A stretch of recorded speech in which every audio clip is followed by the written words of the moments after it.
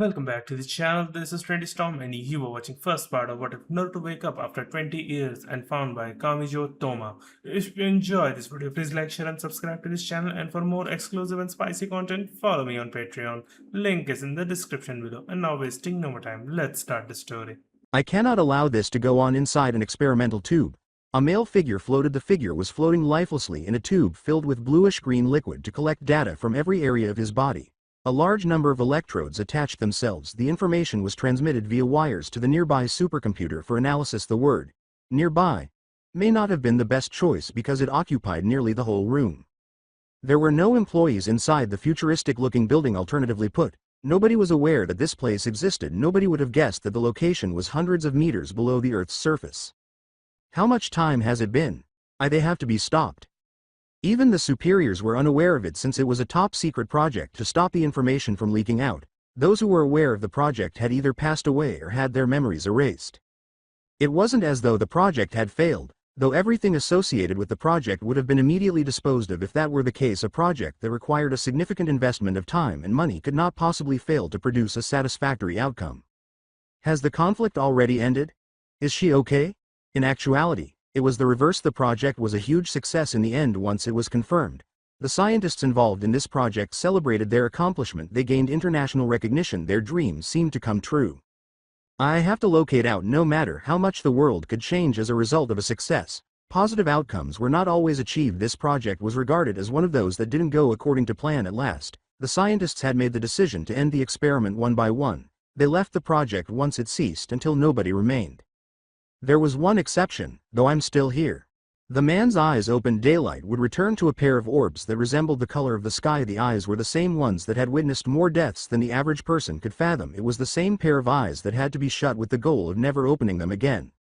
His middle finger, index finger, and remaining fingers all twitched previously. Those were the blood-stained fingers. Those were the fingers that, without the least trace of regret, had killed innumerable people.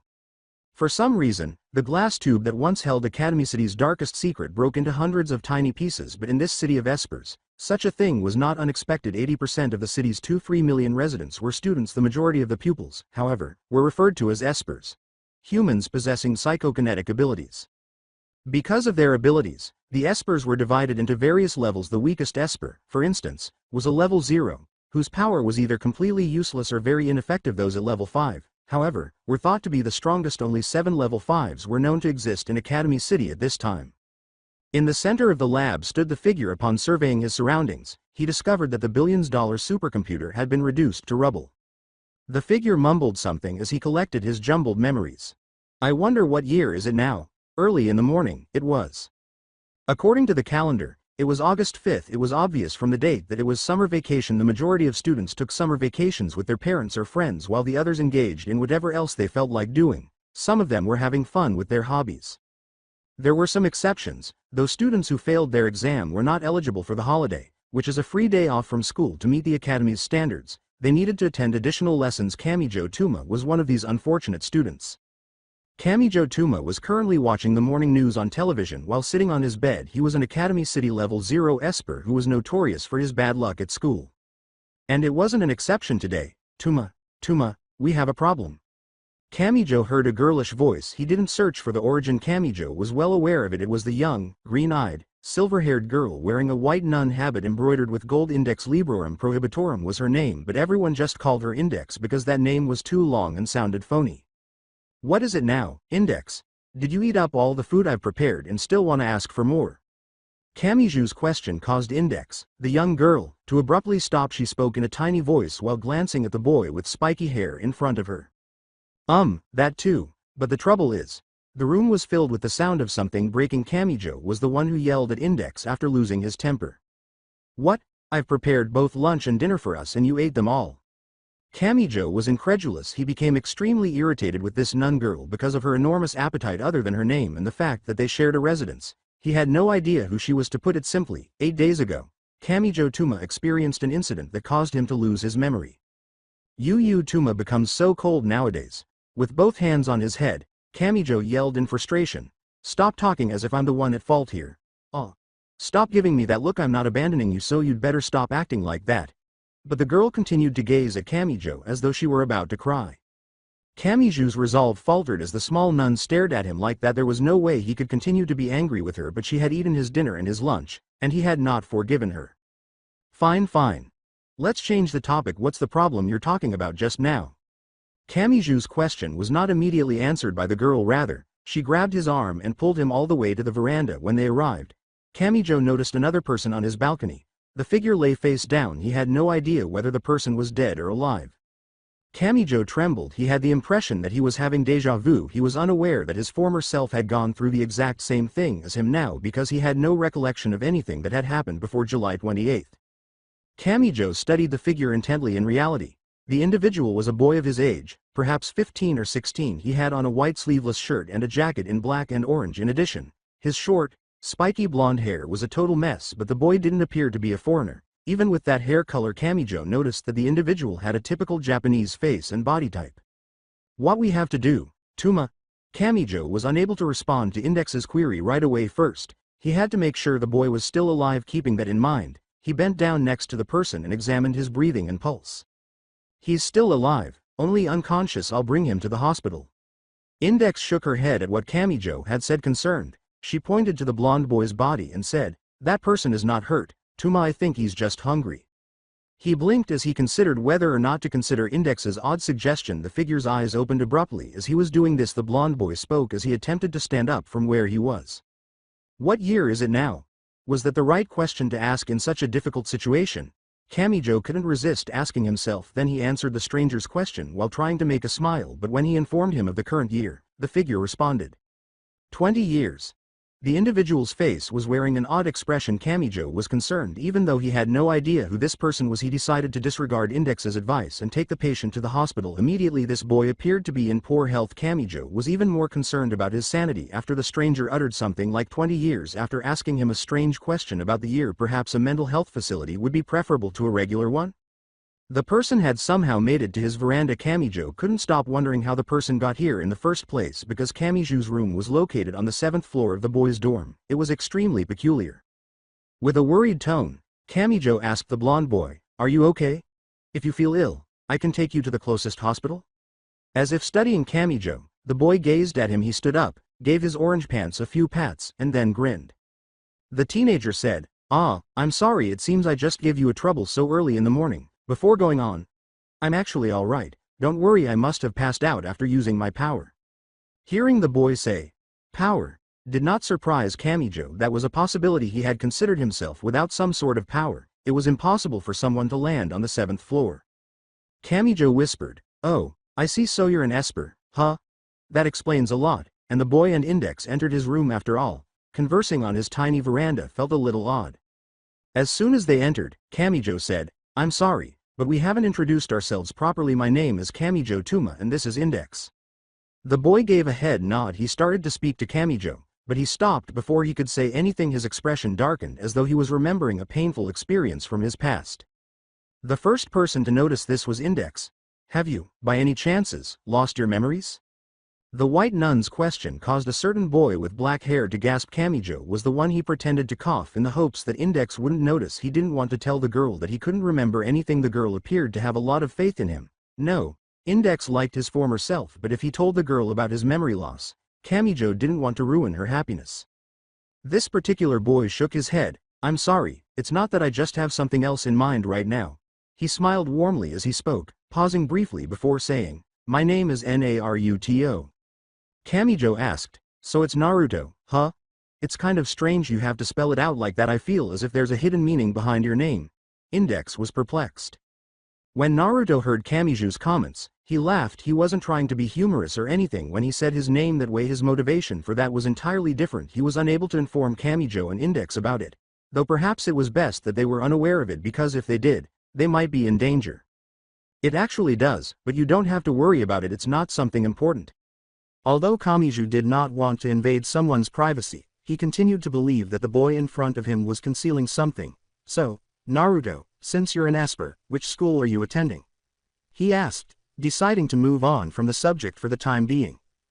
Naruto was unable to respond right away. He was vaguely aware of what an Esper was. Someone with psychic abilities must be the culprit, but he was unaware that an Esper had to go to school. He woke up in the midst of a war 20 years ago. He didn't have time to think about school or anything else at the time. Everyone was fighting to keep their land safe from enemy attacks. I didn't attend any school. Kamijou gazed with jealous eyes at the boy before him. How could someone be so fortunate to not have to go to school? He would sacrifice everything to take this Naruto guy's place. On the other hand, Kamijou knew that would never happen to him, so that was untrue. Unfortunately, if he had the chance to switch places with the man in front of him, he would probably end up in more trouble than not. He had no idea how accurate that impression of him was. Kamijou's eyes strayed to the circular clock on his wall. As he considered it, his eyes grew considerably wider. Oh crap! I'm late! I'm late! Kamijou yelled wildly as he sprinted across the room in search of books and other reading material. He then yelled, "Index, you're in charge, don't destroy anything. I'll be back after Kamui-sensei done with her additional lesson today." Suddenly, Kamijou left the blonde boy and the nun in white. It was already afternoon. The sun was nearly below the horizon, radiating a golden light. A boy with black hair ran quickly in the pleasant atmosphere. It wasn't because a few of the criminals decided to play hide and seek with him. It wasn't because he fled an evil group after learning of their covert scheme, either. There was another reason. Kamijou was racing to his house. Kamijou had been unable to focus since he left his house that morning. Something worried him and diverted his attention today. Kamui-sensei's lessons are essentially forgotten. Kamijou arrived at the boy's dorm at last. He hurried to a specific room on the 7th floor. As he approached his dorm's entrance, he made a lot of noise. Index and Naruto both jerked their heads in shock. A boy with black hair had forced open the front door. It was the person who owned the room they were staying in for an unknown reason. The boy appeared to have completed his extra lessons and hurried home right away. But Kamijou had a very straightforward explanation. He had dropped Index off at his house with an unknown person. How could he have done something so foolish? Index was a 13 to 14-year-old girl who lacked self-awareness and common sense. Why are you still here? What have you done to Index? Naruto and Index had two distinct reactions when they heard Kamijou's tone. The boy was fully aware of the circumstances. He was aware of the situation and knew how to respond appropriately, but he wanted to see Kamijou's reaction when he played a practical joke in order to entertain himself and maybe Index as well. Of course, the girl had a curious expression on her face and was cocking her head. Naruto looked at Kamijou with a grin and, "What is it, Kamijou? I'm only here because Index seems lonely when you left her this morning, so I took the initiative to console her by doing this, and that I don't have to explain it in details, right? All you have to know that we are having fun today, isn't that right, Index?" Kamijou's eyes grew wide with astonishment. His face took on an expression of horror. He turned to look at Index as though he wanted to inquire about the veracity of Naruto's claim. "What's wrong with your face, Touma? Don't worry, I have fun with Naruto today since it feels so good. I asked Naruto to do it again and again. In the end, I couldn't hold myself and fell asleep until just now. I hope I can do that kind of thing with Touma someday, but I doubt it would feel as good as today with Naruto," Index said in an upbeat voice. Her face was beaming with happiness as she recalled the activity she had done with Naruto.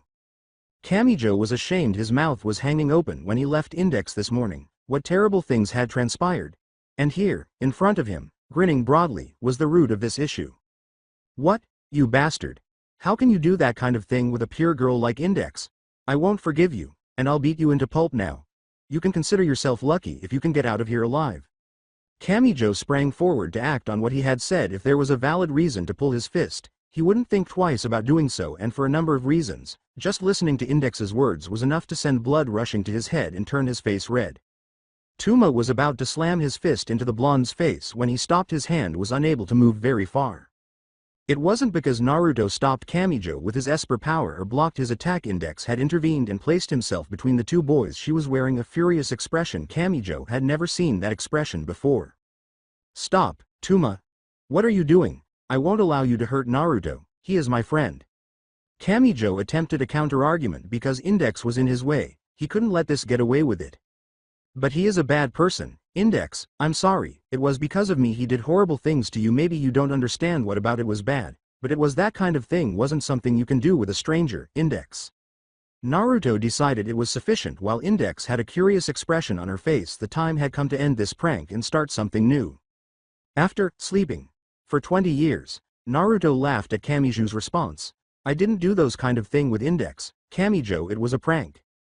Kamijou gasped. He realized that, in reality, No one knew what Naruto had done with Index in the first place. The only thing that caused things to go in that direction just now was his assumption. You didn't? What exactly did you do with Index, then? When Naruto saw Kamijou's face, he laughed. The level 0 Esper with the black hair looked incredulous. I just brought her around the city, sightseeing. Touma, why did you never bring me to see those amazing places before? I have so much fun with Naruto there, especially at the amusement park and the underground shopping district. I bought lots of food there. Kamijou became aware of the situation. He had never taken Index on a stroll through the city. It was true.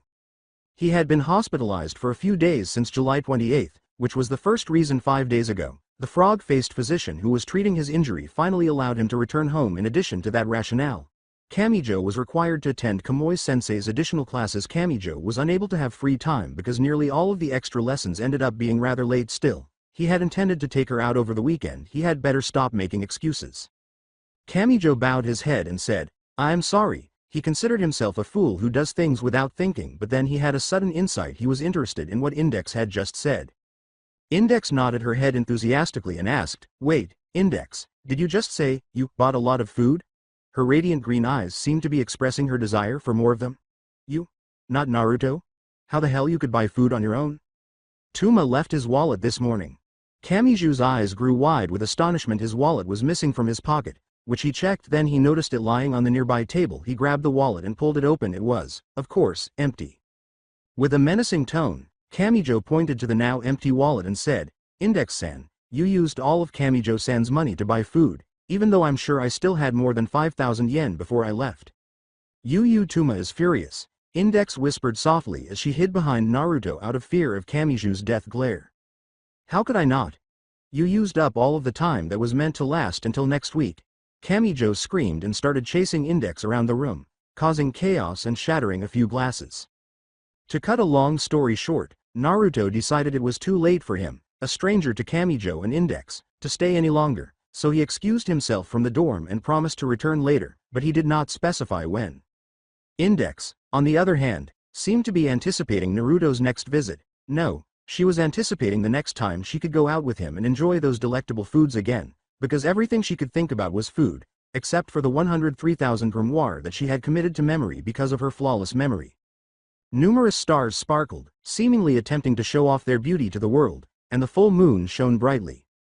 The figure, whose black and orange jacket fluttered behind him as he walked down a dark, narrow alley in Academy City under the magnificent sky created by nature, was Naruto, the boy who had just left Kamijou and Index without telling them where he lived. To be honest, he, too, did not know where he would spend the rest of the night, so he ended up wandering around the city, which had changed a lot over the past 20 years. Naruto asked her a lot of questions when he took Index around the city today, and the girl amazed him by telling him about events that occurred long before she was born. It was even more amazing to him because she provided him with such detailed information that it was like reading a book in a library. Index informed him that the war had ended 20 years ago, with neither the science nor the magic faction winning the conflict as of right now. The two sides were on understanding terms with one another, which appeared to be able to keep the peace for the previous 20 years. Naruto also questioned Index about a certain organization in England known as Necessarius, but he received no information from Index. The nun appeared hesitant to discuss it, so Naruto decided to end the conversation, even though he was certain that Index was concealing something crucial. Naruto heard a rough voice say, well, look what we get here. But the boy didn't listen to the delinquent who told him that, and Naruto continued to walk as though he hadn't heard anything at all, and he didn't even notice the delinquent's 5 companions, who, despite carrying weapons, didn't threaten him. Hey, we are honored to be Skill Out members. After ignoring us like that, do you really think you'll survive? Huh? Never heard anything about that. Naruto replied candidly, but being truthful can also occasionally lead to catastrophe. This predicament that Naruto found himself in was a perfect illustration of the statement. The delinquents were not pleased with Naruto's response when they heard what he had just said. They became irate. The boys seemed to be making fun of their organization on purpose. One of them yelled angrily, "Just die already," and pulled a gun from his jacket. He was certain he wouldn't miss the shot because he was only 6 meters from Naruto. Pressing the trigger, he aimed the black metal weapon at Naruto's head. Ag! Naruto did not let out a cry of agony. He was going to be killed by one of the delinquents. Naruto, on the other hand, had not left his spot in a single step. He cast a chilly glance at the group of startled criminals. "Get out of my sight!" They shuddered at what he said. They tried to moisten their parched throats by swallowing their saliva, but it didn't work. Don't be afraid, he's only one person. Where is your pride? Kill him now, after that, we'll kill his family, his lover, his friends, everyone that's related to him. When they heard their leader's order, they overcame their fear of Naruto and pulled out a variety of weapons, including a metal pipe, a mace, a knife, a gun, and a sword. Despite having an opportunity to flee, they chose to fight him. All of them attacked Naruto after the leader said one word. Naruto carried on with his earlier action, saying, I've given you a chance to escape before, but you let that chance go and even provoked me with your words just now. He moved through the dim alley at a steady pace. He was on his way to Academy City's edge. The 5 criminals, including their leader, were nowhere to be seen behind him. Instead, heaps of blazing hot ashes lay naively on the ground. The scientist there would most likely be able to identify it if it were brought to a lab. Instead, he would be forced to explain how a human body could initially become ashes. Naruto eventually arrived at his destination after walking for some time. He was in front of a big gate that opened Academy City's doors to the outside world. He didn't go any further, though it wasn't because he was forbidden from doing so by a city guard. Furthermore, he wasn't scared of anything. There was another reason for it. Naruto muttered under his breath, damn it, I thought they had removed it after 20 years passed, but his voice was one of irritation. He was wearing a severe expression. He looked up at the sky with his blue eyes. He was considering paying a visit to a former acquaintance. He had no idea if that individual was still alive. He was aware of his strong desire to meet that individual, though. But that individual wasn't in Academy City actually. That individual wasn't in Japan either. Naruto was desperate to meet someone who lived on the opposite side of the planet. Even after 20 years, Naruto could still clearly recall that face. He could picture the kind grin that person would always give him. The warmth of that person's embrace was still fresh in his mind. A grin came to his face as he considered it. Naruto laughed as he left the gate, saying, I wonder how she looks now. He initially tried to figure out why he was living this new life 20 years ago. He was thought to be dead, but he was still here, aimlessly roaming the city. He was fortunate to have met Index and Kamijou that morning. Additionally, it was fortunate that the library girl and the level 0 Esper were decent people. Perhaps they would have perished at his hands by now if they were evil people. Naruto wasn't a particularly admirable person. In fact, it was the reverse. Before, the blonde boy had murdered hundreds, if not thousands. He had done it without the least trace of regret or sorrow. He could do the same thing at this very moment if necessary. There was no reason to do that now, though now there was peace in the world. Index stated that it fell under understanding terms. At the very least now there was nothing to be afraid of. There wouldn't be a war anytime soon. If that were the case, he might be able to start over as a decent person. 20 years ago, that person had taught him something he wanted to try. He wanted to prove to her that he was capable of evolving from the heartless monster he had been. Nevertheless, he had no sympathy for the criminals he had previously killed. Some people in this world still deserved to die. Naruto would kill without hesitation if it became necessary. Naruto considered his current predicament. He didn't have family or a home. He only knew 2 people, but he didn't want to cause them any problems. The only thing the blonde boy could do at the moment was sigh. I need to find more information about this city. He strolled through the night's darkness by himself, keeping that thought in mind. Nobody could predict the future of his lifetime would tell. The date was August 8th, and the afternoon of that year was extremely hot. Ordinary people in Academy City went about their daily lives in the sweltering heat. Some students engaged in conversation and laughter with their peers in order to protect their children from heatstroke. Some young mothers also purchased ice cream for them. But one figure disregarded them all. He strolled slowly through the heart of the city. There were innumerable shops by his side that sold everything from extreme sports gear to everyday necessities. It was Naruto, the blonde boy who had recently begun a new life. He was thinking to himself at the time. What ought he to do? 3 days had passed since he awoke from his deep sleep. He intended to learn more about this city, but after 3 days of scouting the city, he was only able to obtain rudimentary information.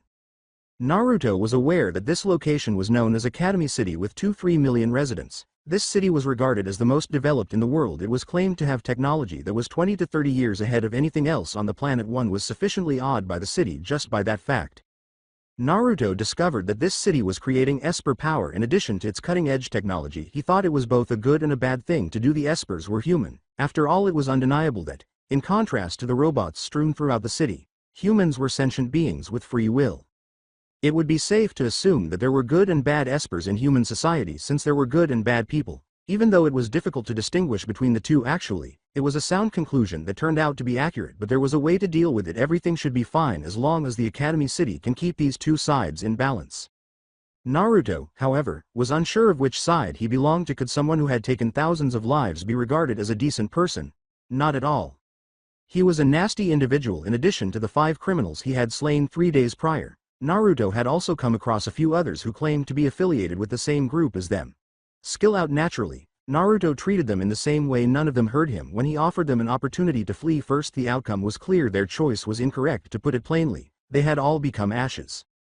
Skill Out is a group created just for level 0 espers. They had a leader who worked in the background. He went by Komaba Raidoku. Despite having a leader, it was reported that the members moved independently most of the time. Additionally, it was believed that the organization had no true mission. It served only as a meeting spot for criminals and outlaws who were willing to work in filthy jobs for the rest of their lives.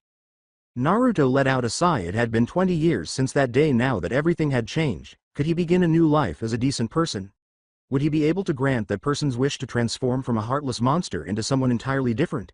He had no idea what the answer was. He knew it would be difficult for him to change, even if he made an effort. Naruto stopped abruptly as he considered that a girl with short hair stood in front of him. She had on a gray skirt, a white blouse, and a light brown sweater. The girl's hair fell on her shoulder and was chestnut brown, but that wasn't the issue. She was currently blocking his path by standing in front of a vending machine. Naruto immediately recognized the girl's uniform. After 3 days of non-stop research, he was certain that the girl before him was a student at the prestigious all-girls Tokiwadai Middle School. Additionally, it was stated that only students at level 3 and higher were permitted to enroll in the school. A daughter of the wealthiest family in the city was allegedly turned away from the school due to its stringent regulations, according to a rumor. Nor was he interested in that. In front of the vending machine, the girl did not act in a typical manner. The girl fixed her serious gaze on the machine. Rather than inserting a bill to purchase canned drinks before a fight, she jumped a couple times like a boxer after cracking her neck twice. In the next moment, the girl kicked the vending machine with all of her strength while spinning elegantly. Clang! A can of apple juice emerged from the vending machine. The girl removed the apple juice and said, "Why are you staring at me like that, huh?" All Naruto could do was look at the girl in shock. He opened his mouth a little. Was there really such an easy way to receive a complimentary drink?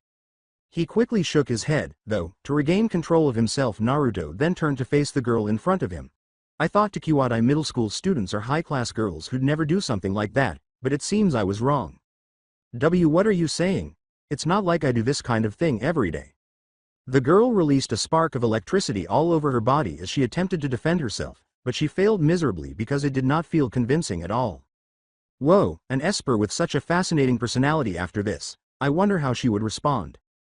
Naruto remarked, Your word doesn't sound convincing at all." Before going on, "Since you've no problem doing something like that, I'm sure you often did other similar things as well, let's say shoplifting." The girl threw another spark of electricity. It was larger and had a higher voltage. This time ordinary people were sufficiently frightened to flee for their lives. Naruto, on the other hand, was not a normal person. The girl did not frighten him in the slightest. His serious gaze was fixed on her. What?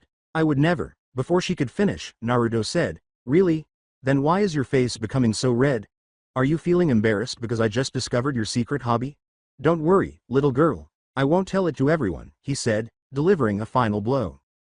Naruto had no idea who he was speaking to. Perhaps he would have recognized the girl if he had had more time to learn about the city.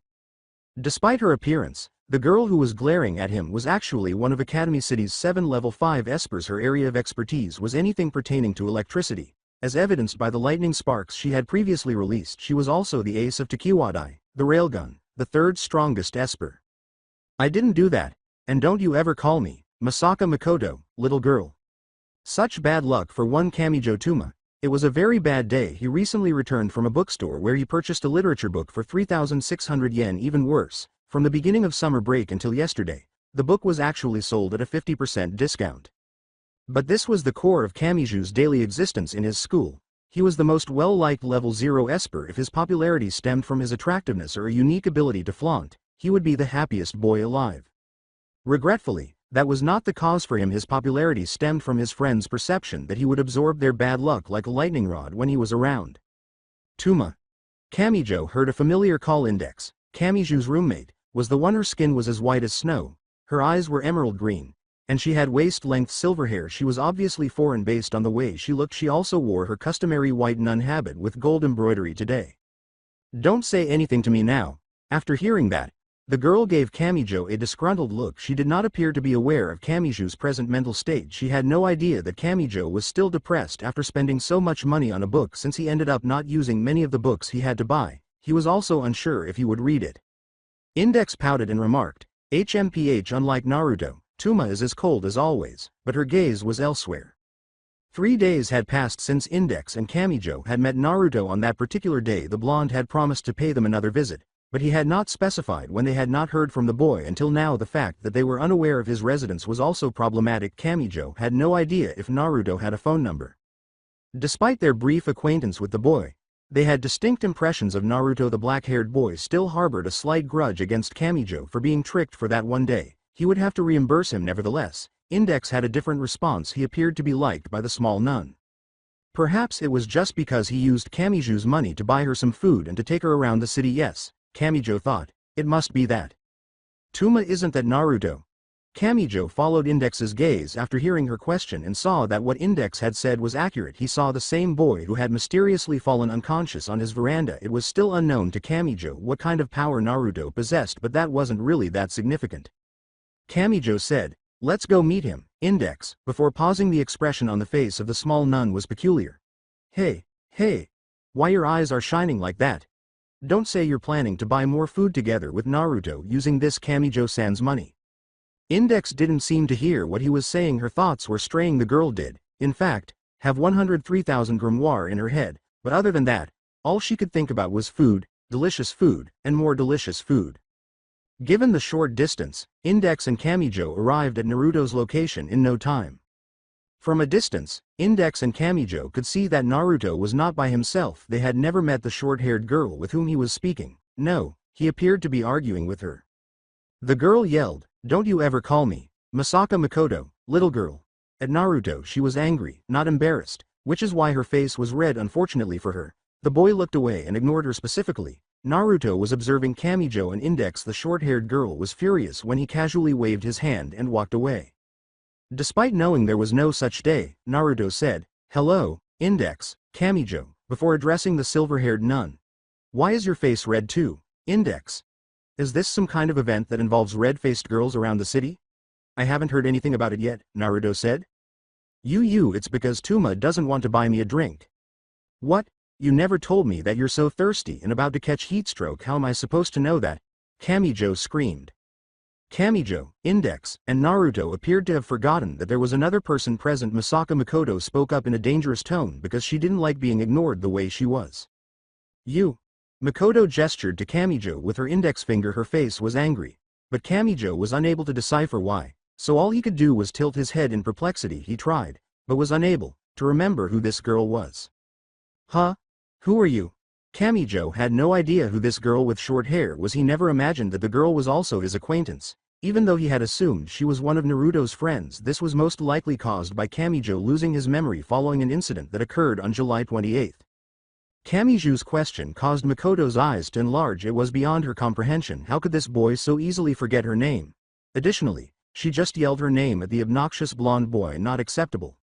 Makoto made the decision to give Kamijou her lightning spear again. She had heard that shock therapy could help people recall things they had forgotten. Keeping that in mind, she instantly launched a high-pressured electric spear in Kamijou's direction. Kamijou's eyes grew wide. The lightning spear was traveling quickly in his direction. He didn't even have time to consider this incident as just another setback in his day-to-day existence. How was he supposed to stop such an attack as a level 0 Esper? Kamijou's right hand instinctively raised in such a desperate moment. He had the impression that his body knew what to do in such a circumstance. The moment the girl's attack touched Kamijou's right hand, it vanished, though he was unsure of why. Kamijou sighed with relief. A lightning strike was ruled out as he fixed his gaze on his right hand. He doubted he could live if his body were hit by that attack. To put it another way, he was just a step away from Hellgate. Consider Breaker. At that time, Kamijou's right hand held the name of the power. Once he made contact with supernatural attacks with his right hand, he was able to negate them. His power always had a drawback, regardless of how nice it sounded. For instance, Kamijou's right hand was unable to counter physical attacks. Kamijou was essentially defeated once his adversary decided not to use spiritual abilities. Masaka Makoto, the strongest electric user, was growing increasingly irate with Kamijou. In the meantime, she raised her index finger at him and yelled, "Stop acting like that. Just because you managed to defeat a level 5 like me, you have no right to look down at me." And also, you should at least remember my name. Have some responsibility, won't you? After hearing what Makoto had just said, Naruto could not help but put his thoughts into words as well. In a startled tone, Naruto said to Kamijou, "Hey, Kamijou. Did the little missy over here just ask you to take responsibility? I never thought you're the type that would do something indecent to someone as young as her." But those remarks of his turned out to be a disadvantage of his scheme to amuse himself. Naruto felt the temperature of the air around him drop dramatically, as did Kamijou, who ignored his words. In actuality, it wasn't as pleasant as it sounded on a sweltering summer day. Makoto and Index were the cause their expressions were alike, and frightening ones at that. The two girls stepped forward together, their intent to kill leaking out. "Touma, it's really like Naruto said, isn't it?" growled Index. "First, you call me little girl, and now little missy? It seems words can't reach you, so I have to use different method to make you understand not to call one Masaka Makoto that." Kamijou and Naruto gulped their saliva. They were in a difficult situation right now, and they had no idea why things had suddenly changed. Kamijou retreated as he said, "Wait, Index-san, this is only a misunderstanding," he begged frantically. "Why do you bare your teeth like that? You won't bite this Kamijou-san's head like you always did when you're angry, right?" But the girl didn't respond. "Stop growling like that, Index, it's scary. Damn it, Naruto. This is your fault. Say something." Naruto yelled, "Stop complaining. You're facing a kind-hearted nun who is only a little angry there," as he shifted his body to dodge a lightning strike. "Ow. That was close. Can't you see that I'm— Hey, watch where you're aiming." Facing an angry little devil who is shooting lightning attacks non-stop. Ultimately, they reached a compromise and stopped fighting. They soon decided to purchase shakes from a nearby low-cost fast food establishment. Masaka Makoto, though, was not present. She claimed that her friend was waiting for her somewhere and that she had some errands to run. Even though the restaurant they were in wasn't particularly upscale, it was sizable in comparison to other eateries in the neighborhood. Many people came here today, primarily students. Their justification was straightforward. The weather was excessively hot. The restaurant was now packed with patrons because it had air conditioning. Index was silent and appeared unhappy, holding the tray with both hands. The tray held 3 shakes. 1 chocolate, 1 strawberry, and 1 vanilla. Naturally, Kamijou was the one who purchased them for her despite his internalized anime tears. Kamijou dared not voice his displeasure for fear of losing his life once more. "What a pity," he thought. Index said in a tone devoid of emotion, "Touma, I really want to sit down." The nun's words caused Kamijou's eyes to widen. Her look told him that Index would jump and bite his head if he didn't follow her instructions. Kamijou called out, "Affirmative," which attracted a lot of attention from other patrons, but he ignored them. Instead of provoking the nun's wrath once more, he would prefer to have dozens of eyes on him. Kamijou quickly looked around before finding a seat. It was the only remaining table free of other patrons. Although it was positioned in the restaurant's corner, the area wasn't exactly deserted. There was a sleeping Miko on that table over there. Her face was obscured by a scattering of her glossy black hair. Kamijou's misfortune radar alerted him to the girl's presence. "You will undoubtedly encounter bad luck if you get involved with that Miko. Furthermore, a simple memory loss won't be able to solve it." With his eyes closed, Kamijou Touma made his choice. Rather than interfere with the sleeping Miko, he would rather face Index's wrath. But Kamijou was a truly unfortunate individual. As he closed his eyes to decide, Naruto and Index vanished from where they had been. They were seated at the same table as the enigmatic Miko, as was to be expected. Despite his best efforts, Kamijou was unable to mutter his signature catchphrase. Index was the cause with a strawberry shake in her mouth. The foreign nun cheerfully waved at him. Kamijou couldn't help but smile back at the nun. Despite his desire to avoid getting involved with that Miko, he gritted his teeth and cautiously walked over to the table. The Miko's shoulder jerked at that precise moment. Her lips moved. She had no expression on her face. "Spent all my money and ruined myself. What on earth?" Kamijou wanted to yell that, but he held himself back. He glanced in Naruto's direction, seemingly attempting to ask for assistance, but it was a poor decision. He didn't even get a glance from the blonde boy. His eyes were staring off into space through the window with a dazed expression, and his chin rested on his hand. He appeared to be considering something else that Kamijou was unaware of. With a perplexed expression, Index questioned, "What did you mean by spent all your money and ruined yourself?" Miko's eyes shifted, focusing on Index's face. Then, in the same expressionless voice, she said, "Train fare back home, 400 yen. Kamijou didn't comprehend. The Miko's response to the question was unrelated. "What does 400 yen for a train ride have to do with ruining yourself?" he asked her. "I only have 300 yen left. I spent all my money to buy hamburgers." "Just lend her 100 yen, Kamijou," muttered Naruto, who didn't appear to be listening to the conversation. He continued to gaze out the window as though something fascinating was taking place outside. That idea is good. With a curious expression on his face, Kamijou questioned the Miko in front of him. Why are you staring at me like that? This gave him a bad feeling. Don't tell me you, he said, interrupted himself in the middle of his sentence. The Miko looked at Kamijou painfully and said, 100 yen please. Will you lend to me? She went on. Just lend her 100 yen, Kamijou, Naruto said again, his expression still blank. No, Kamijou turned down the proposal. He had spent a lot of money on a literature book and 3 shakes for index. Even though it was only 100 yen, he was unable to give his money to this strange Miko. As she looked at Kamijou, the Miko said, so stingy, won't even let me borrow a mere 100 yen. Seems like my time's up. At that moment, Kamijou understood the meaning behind her final remark. They were no longer alone. Their table was surrounded by 20 to 30 black-suited individuals. One of the men spoke while Kamijou's expression was one of surprise at the abrupt change in circumstances. Thank you for taking care of her, we'll take over from here. The Miko abruptly left the restaurant with them. Kamijou assumed the Miko knew those men because she showed no resistance. He hoped he wouldn't have to deal with that enigmatic girl once more. It was already afternoon. Together, Kamijou, Index, and Naruto walked home. Kamijou and Index did not ask Naruto where he lived. Even though they were still unsure, they were currently traversing a small alley. Kamijou frequently took this shortcut when she was running late from a sleepover. At that moment, Index's eyes abruptly stopped moving in a different direction from where they were going. She was staring at a happy purring Japanese calico cat with 3 colors. Touma, I want. No, Kamijou was aware of Index's thoughts. Index wanted to take that cat home and keep it as a pet, and he was positive of that. He couldn't allow that to occur. Having her as a freeloader at home was already painful. Now he has to feed another one? Of course not. Index yelled at Kamijou. I don't care, look, it's Touma's fault. Sphinx ran away and rushed to pursue the cat, which had already been given a name by Index even though it wasn't yet her pet. Wait here, I'll go find Index and bring her back. Don't worry, Naruto told Kamijou after laughing.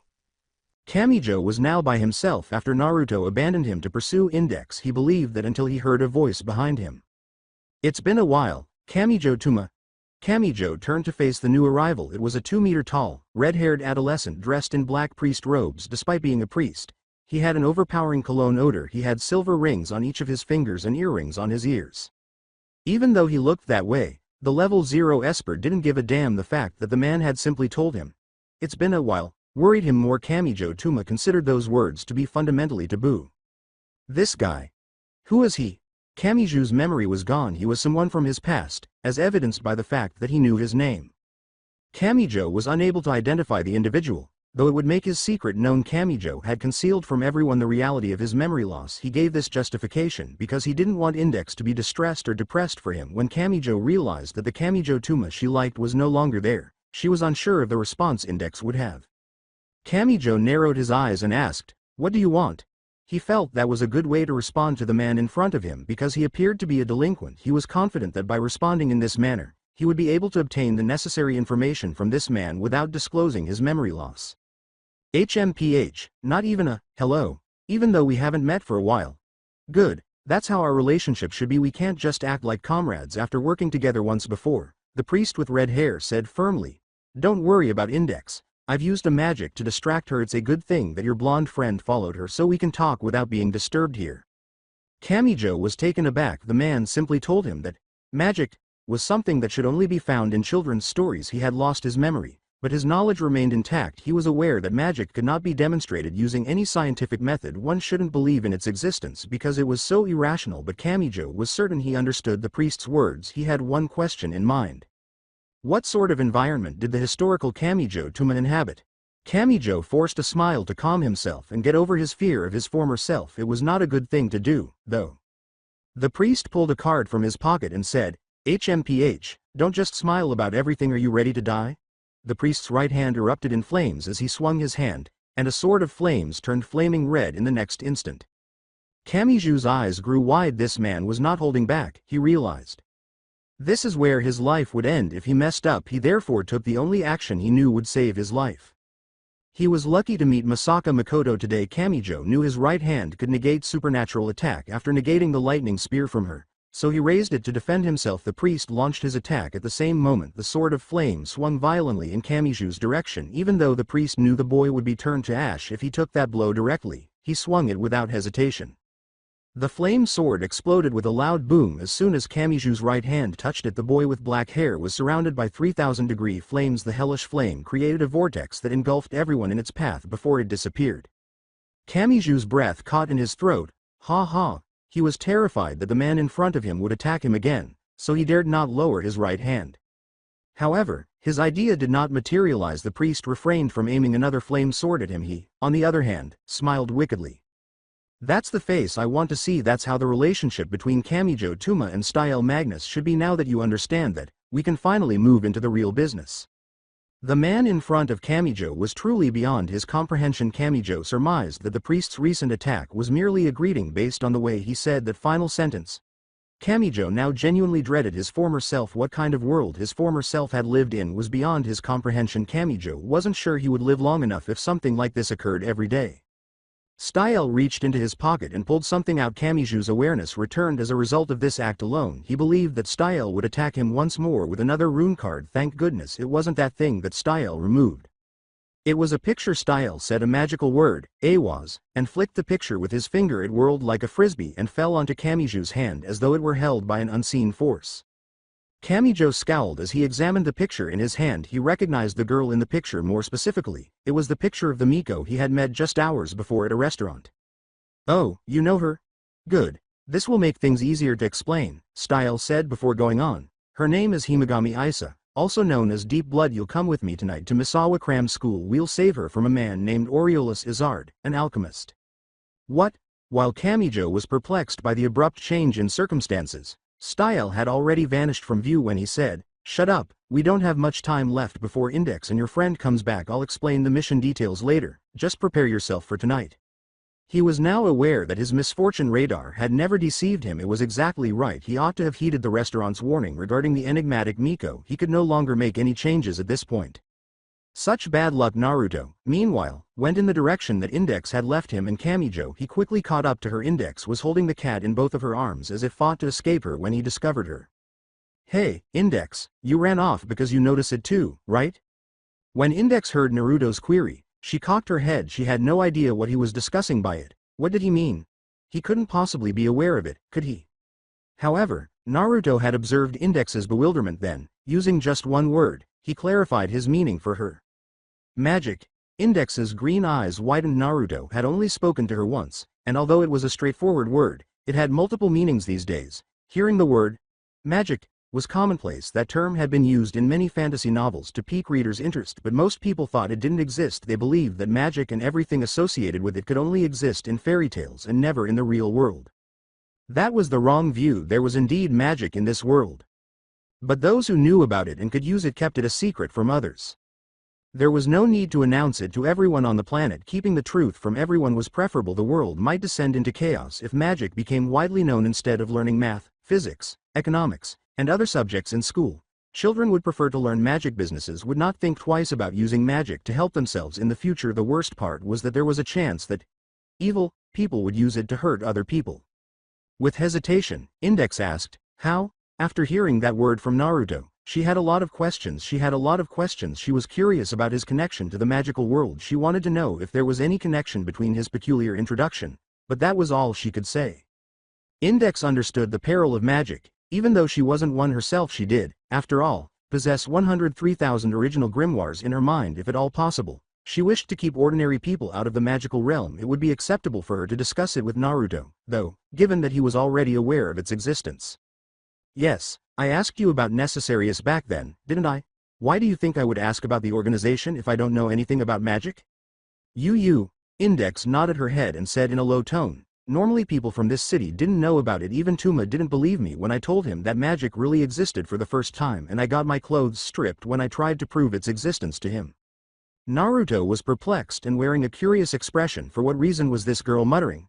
He considered when Naruto asked Index to clarify it for him. The nun hurriedly replied, Nothing. I didn't say anything embarrassing just now, forget it." He could ask Kamijou later if she didn't want to tell him so badly. Naruto sighed and replied, "Anyway, Index, Why did you run off once you noticed someone used magic around here? Wouldn't it better if you have Kamijou or me accompanying you to check it? In case if something bad happens, you know. Index gave a head nod. It was true what Naruto had just told her. Having someone check it with her would be safer. She didn't want to, though she did it for her own reasons. Index's voice trailed off as she finished, saying, I don't know you're familiar with magic, and Touma. I don't want to get him into more trouble because of me. The nun felt terrified. She didn't want to burden Kamijou from the moment she first met him. She had introduced the boy to the magical world. She had wounded him, though indirectly due to the wounds he sustained during the battle to save her. Kamijou had been in the hospital for days. Index wished to prevent Kamijou from suffering any more injuries. Never again. Naruto smiled weakly at what Index had said. Index was a good girl, as he believed Naruto knew why she came here alone. Even though she didn't express it despite Kamijou's inability to defend herself, she was so compassionate that she wanted to keep her safe. Naruto's fist clenched. In contrast to his smiling face, Index realized how difficult it was to be a good person because of his willingness to defend Kamijou in spite of his lack of authority when he put his life in danger to save Kamijou. Naruto was certain that she had the same motivation as Index. It was something Naruto lacked, although it was not unusual in this city of espers. He had a talent that no typical human possesses, but how many of them actually did use their influence to benefit others? Naruto was certain that the number of them was small. The majority of them used their influence to achieve their own objectives, while the others merely carried out directives from superiors. Naruto was forced to recall his actions from 2 decades prior. He had killed others with his power. He had committed an unforgivable act, despite the fact that it was necessary given the ongoing conflict. He relished his murderous rampage. He cherished the sensation of taking another person's life. He was always hoping for more. He was a monster. Index's voice snapped him out of his reverie with the words, Naruto? Let's go back. I'm worried about Touma. I'm afraid the magic was only being used as distraction to lure us here. She heard nothing from Naruto. With a nod, he and Index moved on to the location where they had left Kamijou. That being said, they did not have to. The boy with black hair appeared to have followed them here. Hey Index, Naruto. Although Index was unaware of it, Naruto could see that Kamijou's expression had changed. He appeared to be worried about something. The fact that Naruto and Index did not return right away raised the possibility that Kamijou was worried something had happened to them, but Naruto was certain that was not the case. Let's go home. I've something to do after this. Kamijou's final statement only confirmed that Naruto's suspicion was correct. The blonde didn't want to question him about it here, though not in front of Index. Anyway, Naruto had only one thought as they made their way to Kamijou's house.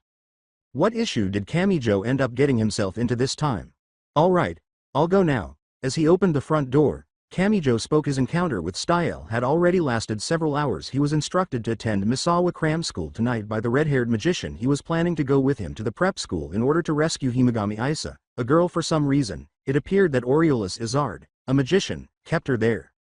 Kamijou reminded himself that he should ask Style about the specifics later. At the very least, he was open to hearing the explanation of that Miko's issue. However, Kamijou decided to let Style handle this issue on his own if the explanation did not seem convincing. After all, he was under no duty to carry out this ostensibly risky mission. What made him come up with this, then? Where are you going, Touma? Kamijou pivoted. He gazed at Index as she played with her new pet and asked him a question. Yes, Index brought home the Japanese calico cat this evening. Kamijou warned her against keeping it as a pet, but the nun was unconvinced. Ultimately, Kamijou had to give up and let her have it. After saying, my friend asked me to come to his place, Kamijou added, don't worry, I promise I'll come back in an hour or two. The boy with spiky hair let out a sigh. He had just told Index a lie, but he was unable to be honest with her. If Kamijou told her he was going to enter a school covertly and rescue a girl, how would she respond? He was certain that Index would want to accompany him. Kamijou could not permit that to happen. She might be in danger if things suddenly got bad. Leaving her here with Naruto would be far safer than allowing her to accompany him. Okay, I'll just play with Naruto and Sphinx until you come back. Index didn't seem to notice that Kamijou had lied to her for Naruto, though. It was different. The boy with the blonde hair squinted. He sensed that Kamijou was keeping something from both Index and himself. Since they had returned home that night, he had already begun to suspect it, specifically because he and Index had left Kamijou to investigate the magic being practiced in the vicinity of their location.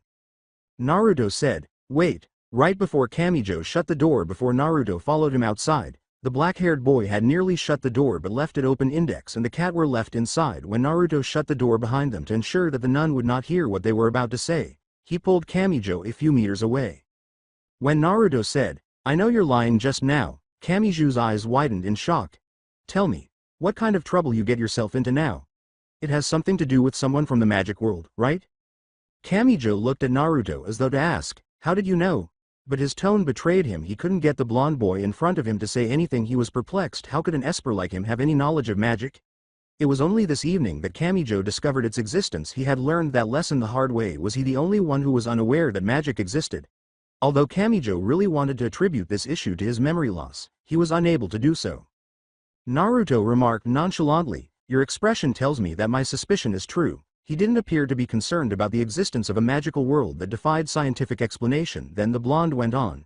"It's all right if you can't tell me what you are going to do with whoever you're going to do it with, or your reasons, but at least, you can tell me where are you heading to, right?" "Why?" After a brief pause, Naruto said, "Why what? Why did I know about Magic World? It was because I have faced a lot of magicians before. Don't ask about it. I don't want to explain it any further.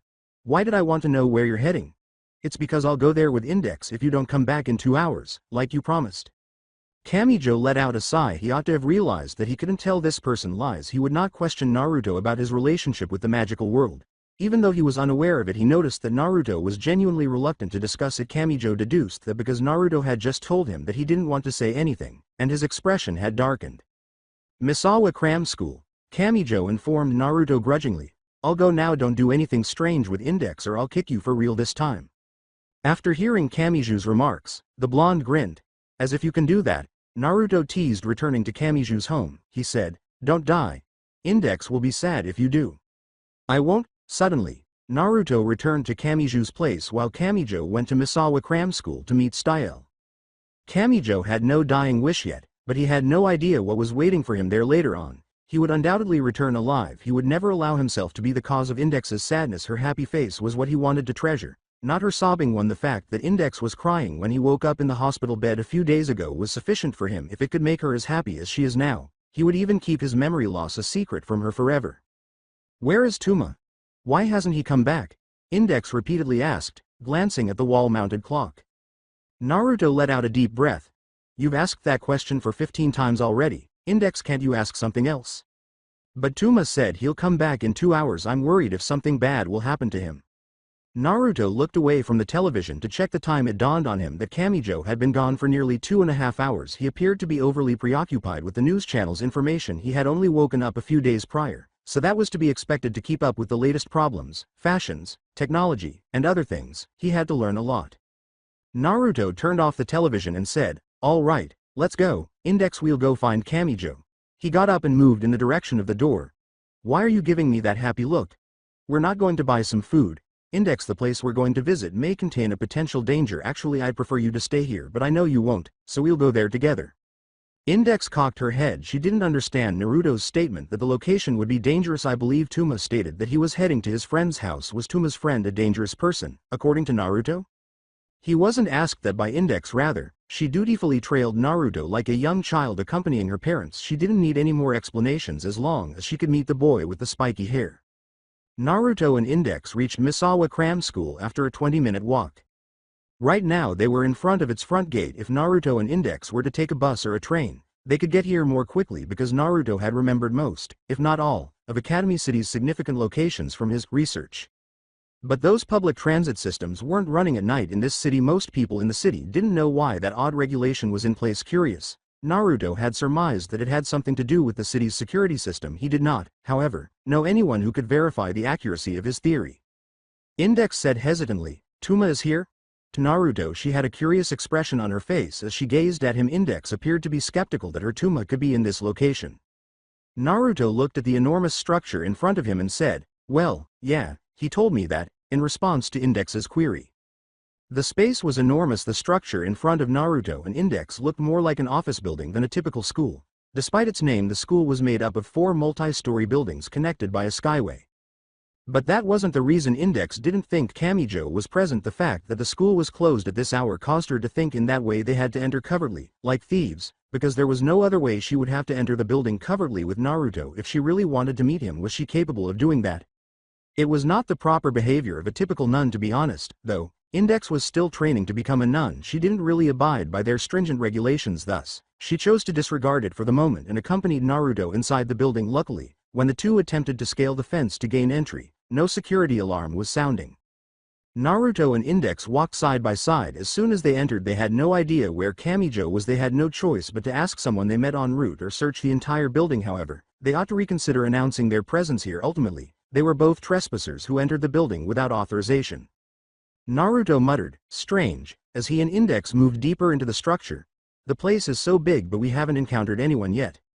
It was a sensible idea. There were just over 2,000 pupils enrolled at Misawa Cram School. Many people mentioned this school as one of the best options in Academy City. It was difficult for them to believe that no one was inside. Index told Naruto, "It's because alchemy is being used here," and the latter cocked his head in perplexity. The girl explained things to him, going into her lecturing mode. "You probably couldn't notice it because you aren't familiar with it. Actually, alchemy is very similar to magic, but the basic concepts used to perform it are different. I don't know if there is someone who can use it at this time. It was thought to be lost years ago." Naruto paid close attention to Index's explanation for him. It was new information. It was only now that he learned about alchemy. Not even his 20-year-old knowledge was of any use to him, but he had no choice but to believe Index when she told him that alchemy had been regarded as a lost magic. The blonde suspected that Index knew more than the average magician, but he had not yet questioned her about it. After asking, "So, can you trace where the user of this alchemy is?" Naruto muttered, "I've a feeling that Kamijou has gotten himself involved with this matter." Index indicated a direction with her index finger while nodding her head. "The alchemist is in that direction. We'll probably reach there in 10 minutes. I hope Touma's all right." Together, they proceeded in the direction that Index had previously recommended. They would soon meet the person they were searching for if everything went according to plan. Two boys were racing through the hallways of Misawa Cram School. In the meantime, fortunately, they did not attend this school. If they were, they would probably receive a reprimand and have to go to a dull detention class for running through the hallways at night and creating a disturbance. One of them raised his voice as they ran. Kamijou said angrily to the red-haired magician next to him, "Damn you, Style. Your explanations were all but correct. If I knew things would be like this, I wouldn't have come along with you," he said, giving the priest a fierce look. "Shut up. How could I know that girl doesn't want to be saved? I just followed what my superior had instructed me to do." Kamijou and Style experienced an unanticipated turn of events when they first met that evening. Style had given Kamijou an explanation of the mission specifics. They were able to enter the school with ease, possibly even more so than Naruto and Index. He informed him that in order to rescue her from this location, they were pursuing Himegami Isa, a girl known as Deep Blood. Kamijou was informed by Style that Himegami possessed the power to draw in and eliminate vampires using her blood in order to utilize Himegami's unique talent. He also informed the level 0 Esper that the alchemist would be performing some tests on her body. According to Style, the girl may have been mistreated here after being abducted.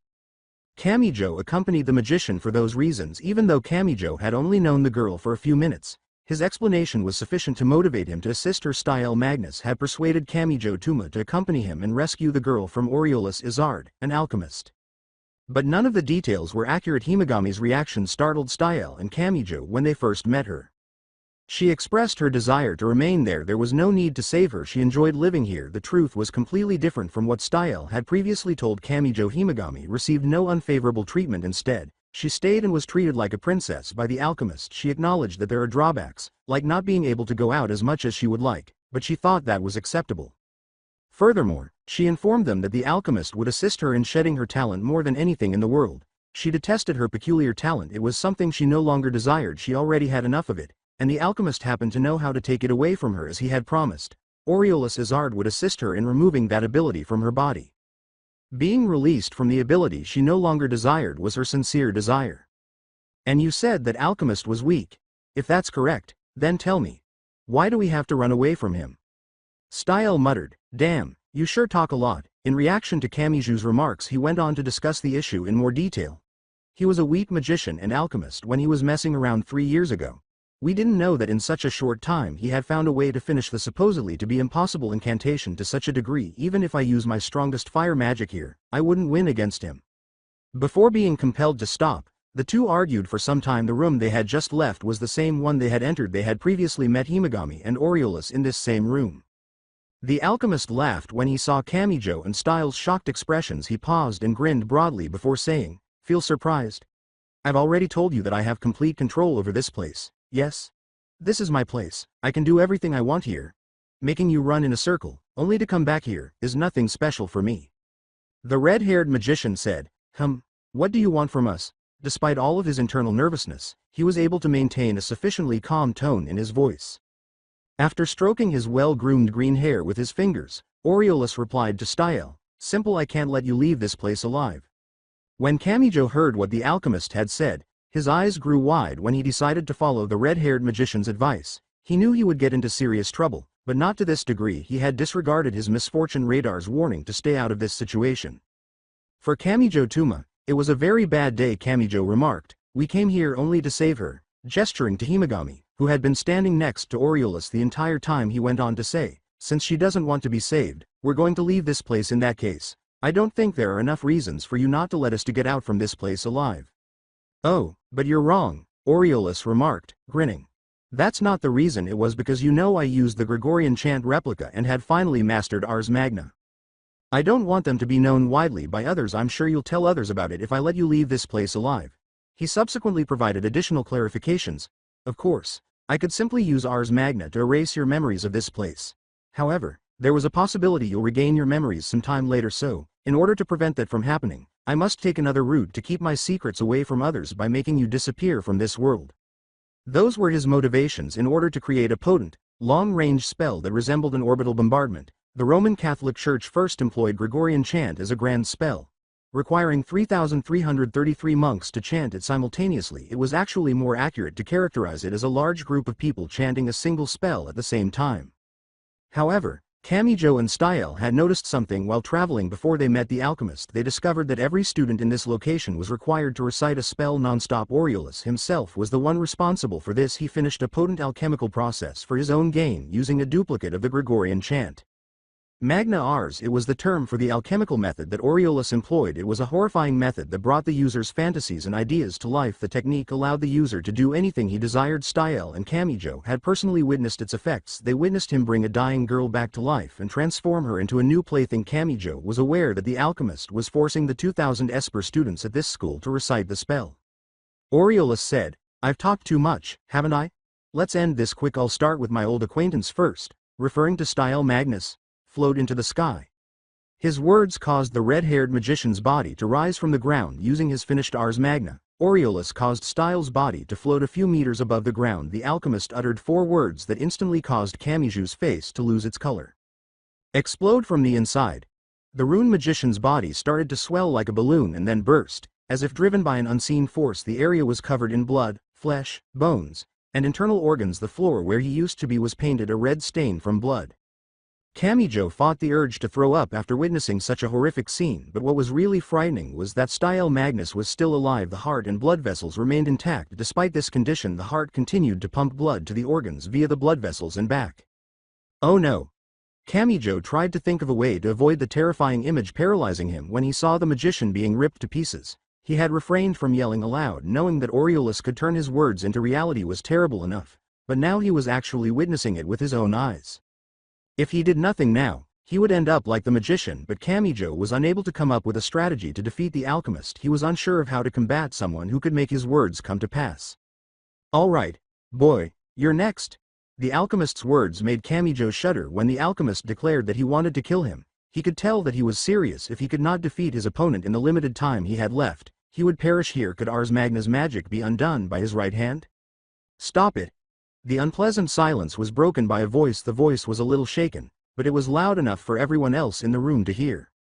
It wasn't Kamijou who said that. The boy with black hair gazed in bewilderment. He cast a questioning glance at the person positioned between him and Aureolus. The individual appeared to be trying to prevent the alchemist from doing anything more than what he had already done. For Kamijou Touma, only one thought came to mind: he was not going to pass away here. At least not right now. It was widely held that a hero would always appear out of nowhere at the last second to prevent the main character from being killed by the villain. However, that was not the case. In front of Kamijou, there was another person. The girl wearing Miko's clothing, Himegami Isa, attempted to stop the alchemist. "Out of the way, woman," growled Aureolus. His eyes were sharp and he scowled at her, but the girl refused to move. She gave him a glare in return. As though to demonstrate her determination, she refused to consent to the alchemist's wishes. Himegami said, "Please, that is enough," in a worried voice. Although Kamijou was unsure of her motivation for standing in front of him, he was certain that he ought to express his gratitude to her once things had returned to normal. The alchemist, however, continued, "It's fine if you want to die. I think I can grant your wish," he said in a menacing tone, disregarding the girl's words. Kamijou's eyes grew wide. If Himagami did not take action, he would perish. He attempted to push his legs, but it was too late. Kamijou felt as though his heart had stopped when the alchemist said that he was no longer able to think clearly. As the alchemist opened his mouth, it felt as though time had stopped. Die. The girl in the Miko outfit lost her balance and began to fall to the ground as soon as Aureolus finished speaking. The magic of the Ars Magna had taken her soul away from her body. Not even a cry came from the girl. She had no regrets. Although it appeared to be a vain attempt, she wished she could stop the alchemist. She was someone who had no purpose in life. Everyone, including herself, detested her. This was due only to the fact that she could draw in and kill vampires. Perhaps this was not as horrible a place to die as she had imagined. Maybe it was best for her to pass away right away. After all, if she passed away, nobody would weep. If anyone ever paid a visit to her grave, they would not bring her flowers. She just passed away without any injuries, bleeding, or illness that was deep blood. Himagami Isa's fate. Is it possible to keep quiet after witnessing such a scene? Whose life? Kamijou sprinted in the direction of Himagami Isa, ignoring the alchemist. He didn't need an excuse. He merely believed that her death would be irreversible if he allowed that body to fall to the ground. Are you messing with, you bastard? Kamijou was able to catch her with his arms before her body hit the ground. Kamijou heard a faint sound as he touched her with his right hand. He recognized the sound but did not know why her heartbeat was the sound. Himagami Isa's heart continued to beat, albeit very weakly. She was still alive and the alchemist burst forth. How could this be? Deep Blood's death was already decided.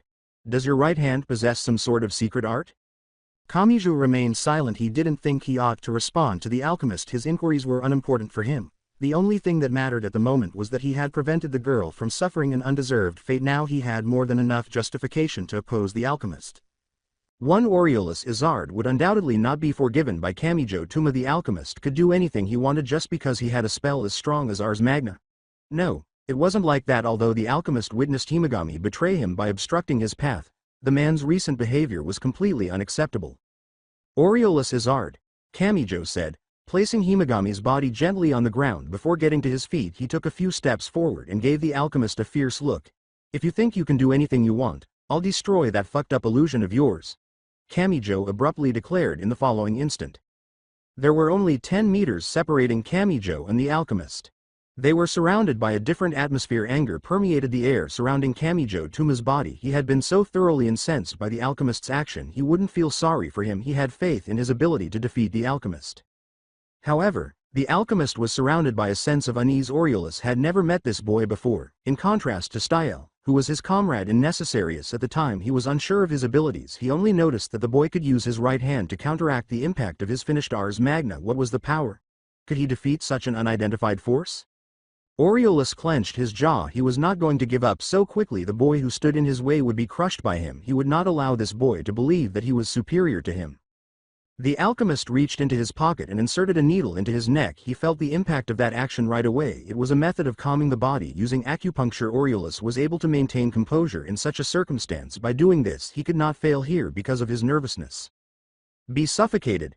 Kamijou halted. He was having trouble breathing because of something in his throat, but Kamijou didn't panic. He merely parted his lips and touched his throat with the index finger of his right hand. His actions were interrupted by the sound of a glass breaking. The spell's effect had been neutralized by his imagined breaker. His breathing had returned. Be electrocuted. Sparks of bluish-white lightning surrounded Kamijou's body. They hurried toward his body from all sides without waiting for him to respond. Kamijou held up his right hand. All the sparks vanished as if they were absorbed by a lightning rod. His life had been saved once more by his imagined breaker. He had complete faith that he would prevail in this battle.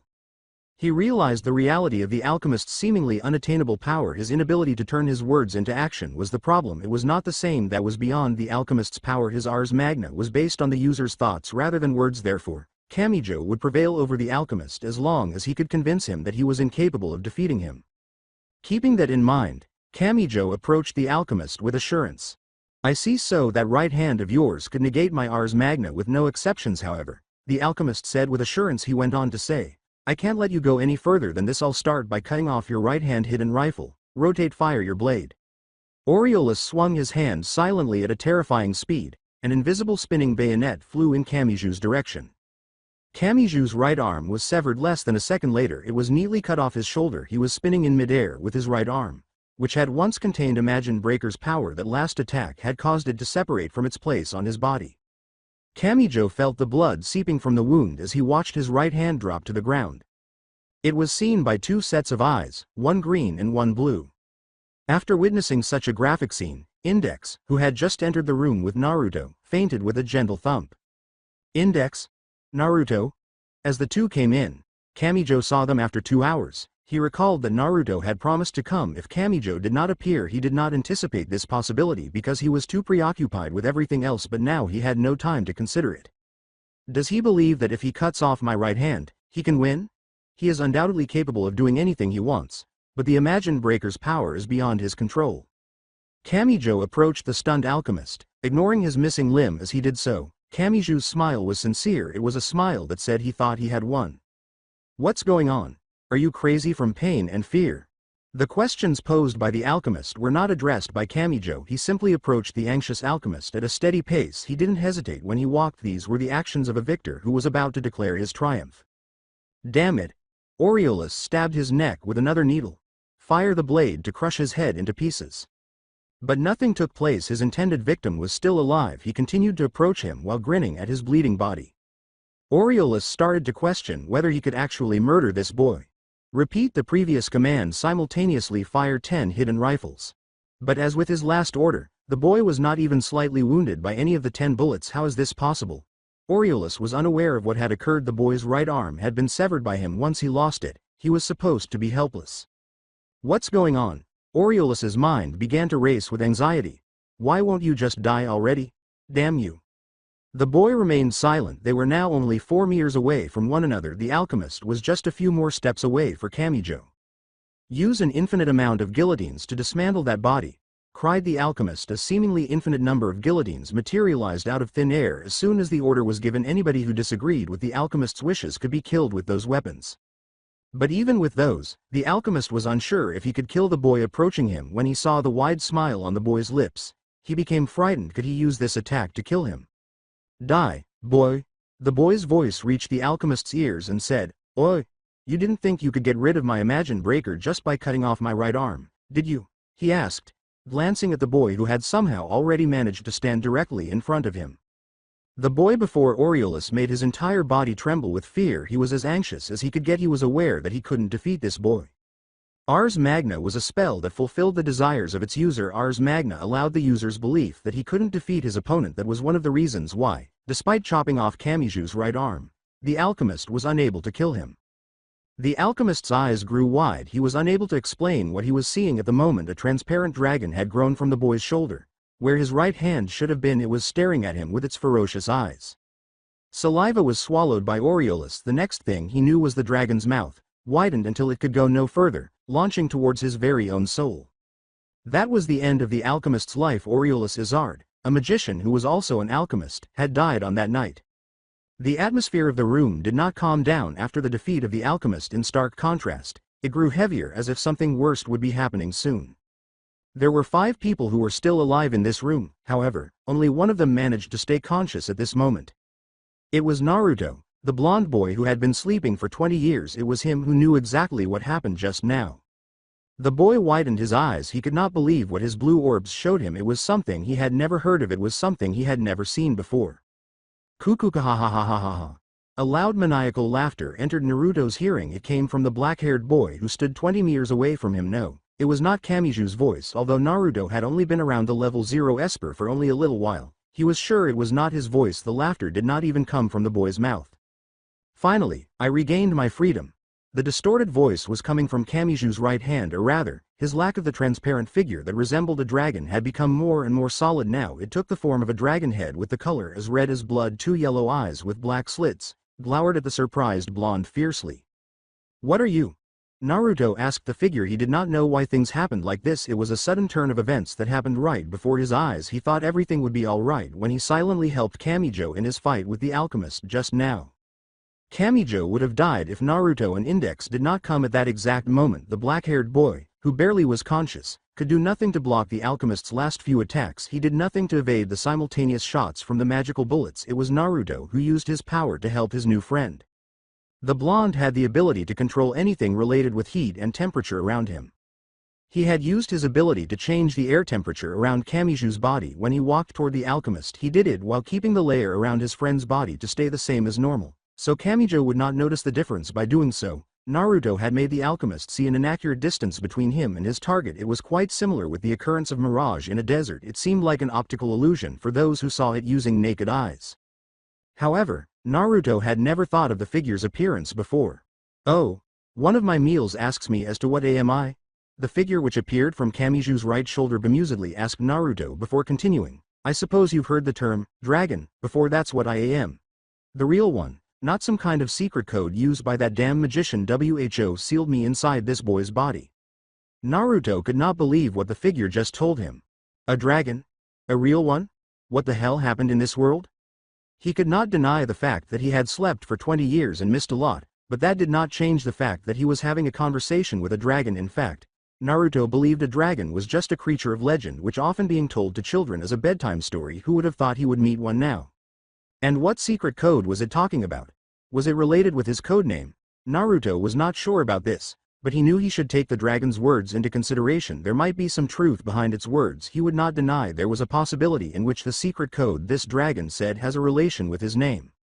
Lastly, who was the magician who sealed a dragon inside Kamijou's body? What the hell was that person thinking when he did so, anyway? Damn it, too many questions without any answers. Naruto had no time to think thoroughly about his situation. The dragon before him did not seem to be a patient one. Not that Naruto could complain about it, though he was also eager to do everything after he woke up from his deep slumber. It was possible that this dragon felt the same as him. However, unlike Naruto, who wanted to know the changes happened to the world after he woke up, this dragon had an eagerness to have some meals to satisfy itself.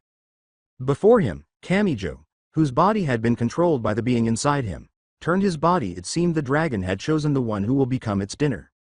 It was Himegami Isa, the girl in Miko outfit. The girl had finally gained a second chance to live her life after Kamijou saved her from inevitable fate. She was supposedly to die on the hand of the alchemist if Kamijou did nothing. However, the same person who gave Himegami her life back was going to take it again. No, that was not the same person. Although the body was Kamijou's, the one who was in control was not him. Naruto widened his eyes. He did not know the details about what happened in this room before. He did not know that the Miko had experienced death before. He did not even know who her name was. However, he felt he must do something this time. He had taken a lot of people's lives back then. This moment was a good chance for him to redeem himself. This was a rare opportunity that would not come again anytime soon. This was the time when he, someone who had committed unforgivable acts before, needed to decide on something. Would he let the dragon kill her, or would he save the girl's life from the danger? Naruto, without any doubts, chose the second option. There was no reason for him to choose the former. He was not the same person from 20 years ago. He would show her that he could change. With that thought in mind, Naruto brushed off his hesitation and dashed forward. The 20 meters distance was closed in an instant. He had manipulated the air temperature around his body to help him to move faster. Physics had taught him that hot air moved towards colder air. However, this theory was not entirely correct. The truth was both hot and cold air moved toward each other to create equilibrium in the system, but on some rare occasions, that law too, was not absolute. That being said, by simply manipulating the heat around his body to an extreme degree, Naruto was able to move faster than a normal human. He wrapped his arms around Himegami's delicate body. Her body was surprisingly light and soft, therefore, Naruto had no problem carrying her in his arms. Just a moment after, the dragon's head slammed against the floor where Himegami had just been. It seemed the dragon was able to make its body longer. By doing so, its attack range increased from the distance of normal human's arm into several meters in length. "You!" The dragon roared at Naruto. It was so powerful it shook the whole building where Naruto and the others were in. It felt as if an earthquake had just happened there. The glass windows were all but shattered. The ceiling was about to collapse. The dragon seemed to be extremely angered by Naruto's action. "You are merely a weapon created by those who called themselves board directors of science faction, and yet, you dare take away my prey from me?" Naruto widened his eyes. The dragon just said something that made him feel surprised. He did not even know about this dragon's existence, but it knew him. What exactly happened in this city? The board directors, that name was the first that appeared on Naruto's mind after hearing the dragon's words. When the problem with this dragon finished, he surely was going to find and ask every single one of them. He had never known anything of his past. His memories began about 20 years ago. He could not remember what his childhood was like. He did not even know if he had a childhood at all. However, even in this kind of situation, Naruto felt relieved. The facts that the other people were unconscious at this moment made the secret of his past remain untouched. He did not know if he could explain it to Kamijou, and especially Index. That was going to be a problem if they were to hear what the dragon said just now. Naruto quickly thought the course of action he should take regarding this terrible situation. There were actually not many options left for him. The first was to confront the dragon directly. However, Naruto was sure if he did that, things would not go pretty well. There was a possibility that the massive building known as Misawa Cram School would crumble if he were to choose that option, not to mention that the dragon resided in Kamijou's Touma body. He might hurt his friend if he did not think about this properly. He also thought about the 2,000 lives that were here in the building, including his friends. He needed to ensure his friend's safety first. Naruto immediately moved toward Index's location. He let out a sigh of relief upon seeing the nun was still unconscious. Naruto was sure Index would probably faint again if she saw Kamijou's current condition. Who would not faint if someone they care so much became such a monster? Not so far away from Naruto's position, a figure was stirring. It was Style Magnus, the magician whom Aureolus had defeated in a single move. The red-haired magician's wounds were no more to be seen. It had surprisingly been healed already. Perhaps, before Aureolus lost his life, he had condoned himself and reverted everything back to normal. At this moment, Style was looking at Naruto and the two girls' direction. He shifted his glance toward Kamijou, and then back to Naruto again. What happened? That question was the first thing that left the magician's mouth. I would have told you if I knew. Naruto replied his question before throwing a question towards the other man. You're the magician who brought Kamijou here, right? Style nodded his head. Yes, I'm Style Magnus from Necessarius. He shifted his glance toward Kamijou's direction, missing the surprised look on Naruto's face. What are we going to do? Destroy that thing together with the boy's body? The blonde shook his head. No, you'll bring Index and this girl outside. The other students might have been evacuated from this building after the earthquake that took place before, he said before continuing. Can you do just that? Of course. For that child, I can burn the living to death and the dead to ashes, no matter whether it is done in front of her or behind her back, he said while referring to Index. After all, Style was Index's partner before. He was willing to do everything he could for the sake of Index's safety. Naruto looked at the red-haired magician for a brief moment as if trying to see if he was lying or something. However, he could not find a lie behind his words. He then said to him in a serious tone, "All right. You go now. I'll stay here a little bit longer." After Naruto said that, Style took Index and Himegami, one on each shoulder. He was about to leave the room when the mysterious blonde asked him a question. Hey, is there a person named Laura Stewart in Necessarius? Naruto continued after seeing the red-haired magician gave him a nod. Okay. Then leave this place now, and be quick. Naruto jumped away to avoid the dragon's attack. It seemed it had become furious knowing that Naruto made all his prey leave the building. It was going to lash out its frustration on the blonde's body, who was the reason it missed its dinner. Damn it, if it were me from 20 years ago, I won't hesitate to unleash my full power here. Another attack from the dragon hit the floor where Naruto was previously standing at, turning it into pebbles and dust as the powerful slam impacted. But if I do that now, Kamijou's body will know. I can't do that. Naruto continued to think a way to deal with this problem. He bent his knees and jumped to avoid yet another attack that was directed at him. Who knows what Index will do if I told her I killed her? Touma, I need to think up something really fast, Naruto thought as he landed with both feet. It was the next moment when Naruto realized something. How could he have missed that before? I think I know a way to deal with this thing. Let's just hope it will works.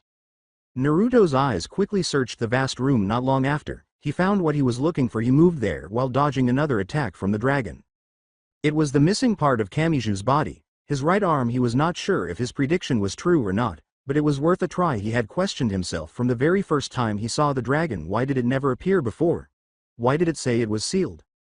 There was only one possibility. The reason behind it was the imagined breaker. It was the power residing in Kamijou's right hand. It was able to negate anything except physical damage. It held an unimaginable power that was able to take care of everything from Esper's power, magic, and even God's blessings. As he took it, Naruto noticed the dragon did not attack him. It was odd, but he could see why when he looked ahead. A ball of condensed energy was accumulating on the dragon's mouth. The dragon appeared to be switching from physical to magical attacks. Naruto wasn't sure if he could handle that, but he didn't want to put it to the test. His right hand, which had the ability to seal the dragon up, could turn to ashes if he made a mistake. He couldn't allow that to occur.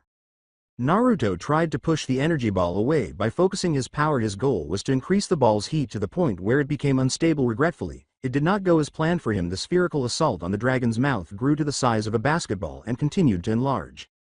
Naruto heard the dragon say, "Die," as his final communication in such a desperate situation. Naruto quickly filled the gap between himself and Kamijou. Naruto appeared to be an Esper who had just used teleportation. Because of how quickly he moved, Naruto positioned Kamijou's right arm in the proper location on Kamijou's body just before it began to attack. And it accomplished its goal flawlessly. He really was taking a chance there. He was unsure if Kamijou's severed right hand had lost its power. Fortunately, though, that was not the case. There was still the imagined breaker ability. The dragon virtually vanished as soon as it was reattached to him, even though it wasn't really connected. Naruto was aware that it would not vanish permanently one day. It might return now. At least he could breathe a sigh of relief. Now there was only one thing left for him to do as soon as possible. He had to take Kamijou to a hospital. Naruto was lucky to be aware that a hospital was close by. He was told by people in the city that a doctor with a frog's face was exceptionally skilled and could accomplish seemingly impossible feats. Heaven's Chancellor was the doctor's nickname. Naruto considered two of the three main things he discovered today as he drove Kamijou to the hospital. The board of directors was the first. He needs to confront them somehow. He would do whatever he could, even though he knew it would not be easy. But first, he needs to learn more about them. The second was that Laura Stewart was still alive and in Necessarius at the time. He needed to locate her and make amends for some unresolved issues from 2 decades ago. After everything that transpired today, Naruto realized something else. It didn't seem like his second life was any simpler than his first.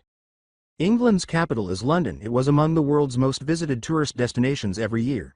At least 30 million tourists from other nations come to this location. The Victoria and Albert Museum, the Thames River, and St. James's Park are just a few of the many fascinating locations in London, even though roughly half as many people visited Buckingham Palace. In addition to the previously mentioned locations, there were a few other locations that the tourists appeared to have missed. St. George Cathedral was one of them. Despite its name, it was just one of many churches in the center of London. It was not small, but it was not comparable to the Cathedral of Canterbury, which was the birthplace of Puritanism in Britain. One of Necessarius's covert bases was this cathedral. Even though it was still very early in the morning, a blonde had traveled a considerable distance to reach this location. For a while, a set of blue eyes roamed the area. Despite the fact that the appointment time had already passed, it appeared that someone was scheduled to visit but had not yet done so. It was tedious to wait, especially at a time when most people were still soundly asleep in their beds. But since they saw this as a task that needed to be completed, they should be able to wait a little while longer. Anyway, as long as it was still tolerable. Soon after, a man with red hair and a black priest's robe came into the cathedral. The man had earrings in both ears. Even though he was a priest, in addition, he had a barcode tattoo directly beneath his right eye, and each of his 10 fingers had a silver ring. He was a British Puritan magician named Style Magnus, who was particularly skilled at using rune and fire magic in battle. "Thou art late. Whence comest thou?" Style casually remarked. "I know I'm late, but you don't have anything to do anyway." Before carrying on, "I just arrived at Heathrow Airport 30 minutes ago and came here immediately. What do you want from me?" Styles' words caused the figure to frown. It was not appropriate for someone who was running late to speak in that way. There was no need to apologize in great detail, of course, but was saying, "I'm sorry, really that difficult?" No, it was a simple task, but few people were willing to undertake it. The figure with Style Magnus was not Naruto, despite the fact that their eyes and hair were the same color. Who could have known what that boy was doing? It was already past noon in Academy City, Japan, which was 8 hours ahead of London. Like 2 days ago, the boy might have gotten himself into another trouble. Laura Stewart was the woman with Style Magnus. She currently served as the Archbishop of the Anglican Church in Necessarius. Laura, however, appeared to be an 18-year-old girl with long blonde hair that was 25 times her height. Despite holding such a prominent position since she had been in this role for over 10 years, that was obviously not her actual age. Laura pouted and said, "HMPH, canst thou wit what I wilt ask once thou cometh hither?" Style Magnus found it difficult to follow her words. "Before I answer that, can I ask a question?" Style asked, scowling and remaining silent. "Where's thy durst? Ask away. Why does your Japanese sound so stupid?" The Anglican Archbishop appeared to have been informed that her shirt was buttoned incorrectly. She froze for a moment, then stopped moving altogether. She blushed as she spoke. "Ah, eh? Is it aberrant? Is Japanese not supposed to sound like that? Pardon me, but I don't really understand what you were trying to say. You were trying to speak the ancient language, but it just doesn't feel right. Why didn't we speak in English from the start, anyway?" They were lucky to be inside a church at this hour when no one else was there. Laura might experience double or even triple embarrassment if there were any. "I learned my Japanese from many sources, such as literature and television programs. I even asked a real Japanese person before." May I know who that real Japanese person was?" "I think his name is Tsuchimikado Motoharu. Please don't consider that dangerous guy an ideal Japanese person. He was someone who lustfully lets his own stepsister wear a maid uniform," Style said before going on. "If I may ask, Did you also use that language in an important meeting with, let's say, the Japanese minister? Laura was unable to respond to Styles' query. Her mouth was hanging open. Embarrassment caused her face to change color. You could say that it's now red as a ripe tomato. Styles sighed. You did, didn't you? It's surprising that his superior had this side of herself. Styles decided to abandon the topic because he knew it would not advance their conversation. He asked the same question over and over again. What do you want from me? Laura patted her pink robe several times and said, ah, yes. She appeared to have transformed into an entirely different person once she had finished doing that. The awkward atmosphere that surrounded her had virtually vanished. Her expression had changed to one of seriousness as Styles started talking. The blonde woman's eyes locked with her brown ones. I wish to hear the details of that last mission from you. After she finished speaking, Styles decided it would be best to begin describing everything that had transpired that day. He described to her how he diverted Kamijou's blonde friend and Index that afternoon. He described to her how he and Kamijou entered the building covertly. Additionally, he informed her that they discovered Deep Blood's refusal to be saved. Styles described everything he had learned from Aureolus, including how he used a replica of the Gregorian chant to finish the Ars Magna. Styles concluded his explanation by describing what transpired after he regained consciousness. He informed Laura that Kamijou's former blonde friend was holding Index and Deep Blood. When he woke up, it was him who turned to face the odd dragon emerging from Kamijou Touma's right hand. I think that's all I can say about what happened that day. I don't know what exactly happened when I was unconscious, but I think Kamijou and that blonde boy worked together to defeat Aureolus, said Styles. He then asked his superior a question. Is there anything else you want to ask me? As Laura processed what she had learned from the priest, she hummed. She was genuinely unable to comprehend the man's thoughts. She was certain that all of those actions in the name of science were carried out by him. She could not stand that on its own. He had used human bodies in hundreds, if not thousands, of experiments. He was the original creator of espers. And who is this blonde friend of Kamijou Touma you mentioned before? I'm sure you have collected some information about him. Styles gave a head nod. In fact, he had done some quick research on that individual. Ultimately, it was he who put Index's life in jeopardy by bringing her into combat. Additionally, he was the one who killed that annoying dragon, though Styles was unsure of how he accomplished it. I can't get any information about him. Even our spy in Academy City doesn't know anything about him. It seems like his data was classified or he doesn't have any. Styles stopped for a moment before continuing. I only know his name. It's Naruto. Laura was taken aback by Styles' final revelation. He simply uttered the name she hadn't heard in a while. She had forgotten that name existed for so long. It had been 20 years since she had heard that name. She was shocked by what she heard. Perhaps Styles was wrong. Yes, she thought, that must be it. Are you sure about that? You didn't make a mistake, did you? Styles said to Laura, who displayed an expression he had never seen before. Yes, his name is Naruto. A boy with blonde hair, blue eyes, 3 whisker marks on each cheek, about 16 years old, wearing an orange and black jacket over a white shirt combined with long orange pants. That Naruto. The magician recalled something as he described the boy's appearance. Do you know him? Because he seems to know you. That night, he asked me if there is. Laura Stewart, in Necessarius. Was the brief exchange he had with the boy that fateful day. The Archbishop was no longer able to conceal her astonishment. No, that wasn't it. Her expression was one of shock. How is this possible? Her mind was filled with memories of her past. She needed time to consider this. She was required to do it by herself. She briefly closed her eyes and inhaled deeply to help her relax. After feeling better, she opened her eyes and said to the magician in front of her, "That's all I want to hear from you. Thank you very much. You may leave now. I have something urgent I must do." She stated that without giving Styles Magnus any other choice. Naturally, he did as she said. The magician left his archbishop and the church alone. Nobody was aware of his destination, but that didn't matter. The rune magician would return when he was needed for another task. The population of Academy City is 2-3 million. This city had the most cutting-edge technology in the world. Despite being only a third the size of Tokyo, the only location where esper powers could be generated was there. The outcome was obvious, but no one knew the exact technique they employed. Thousands of espers, ranging in level from 0 to 5, were dispersed throughout the city. In Academy City, esper powers were categorized as follows. Level 0 had no powers, Level 1 had weak powers, Level 2 had unusual powers, Level 3 had strong powers, Level 4 had very strong powers, and Level 5 had amazing powers. A Level 0 boy was walking in the sweltering summer heat at this precise moment. Tsuchimikado Motoharu was his name. The tall boy was dressed in black pants, a loose t-shirt, and fashionable sunglasses today. Tsuchimikado made his way quickly. He noticed that it was 12:59 p.m. when he checked his wristwatch. The meeting with his client would begin in just 1 minute. He came to a halt in front of a structure. The building still seemed odd to him. Regardless of how many times he had visited this location, there were no windows, doors, hallways, or even stairwells. Few people were aware of the original motivation behind the construction of such a structure. He was fortunate, though, to be aware of this location's secret. In fact, perhaps knowing about it was more unlucky. Tsuchimikado addressed the person in front of him, saying, "Please don't give me that look. I didn't come late, did I? HMPH, if this isn't some kind of work that's going to be given to me, I would rather spend my time elsewhere than wasting it to talk with you. You're still as cold as usual, Musujime," Tsuchimikado remarked to the girl. She wore her long, dark red hair in two low ponytails. Then he ignored the girl's death glare and carried on talking casually. "Come one. Bring me in, NYA."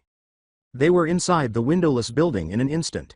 Musujime allowed Tsuchimikado Motoharu to enter the building by using her Esper power. Move point was the name of her Esper power. She was able to move any object without touching it thanks to her long-distance teleportation ability. Her power was currently at level 4, but she had the potential to develop into Academy City's next level 5 Esper.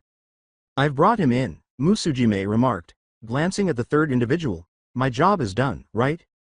Thank you. You could normally leave, but I need your help to bring him outside once I finish this meeting." The girl who could teleport remained silent. With a nod, she disappeared into thin air. In the center of this closed space was a big glass cylinder from which a voice emerged. There was red liquid inside the cylinder, which measured 10 meters in length and 4 meters in diameter. The cylinder in the center was connected to thousands of cables and tubes that were strewn throughout the large room.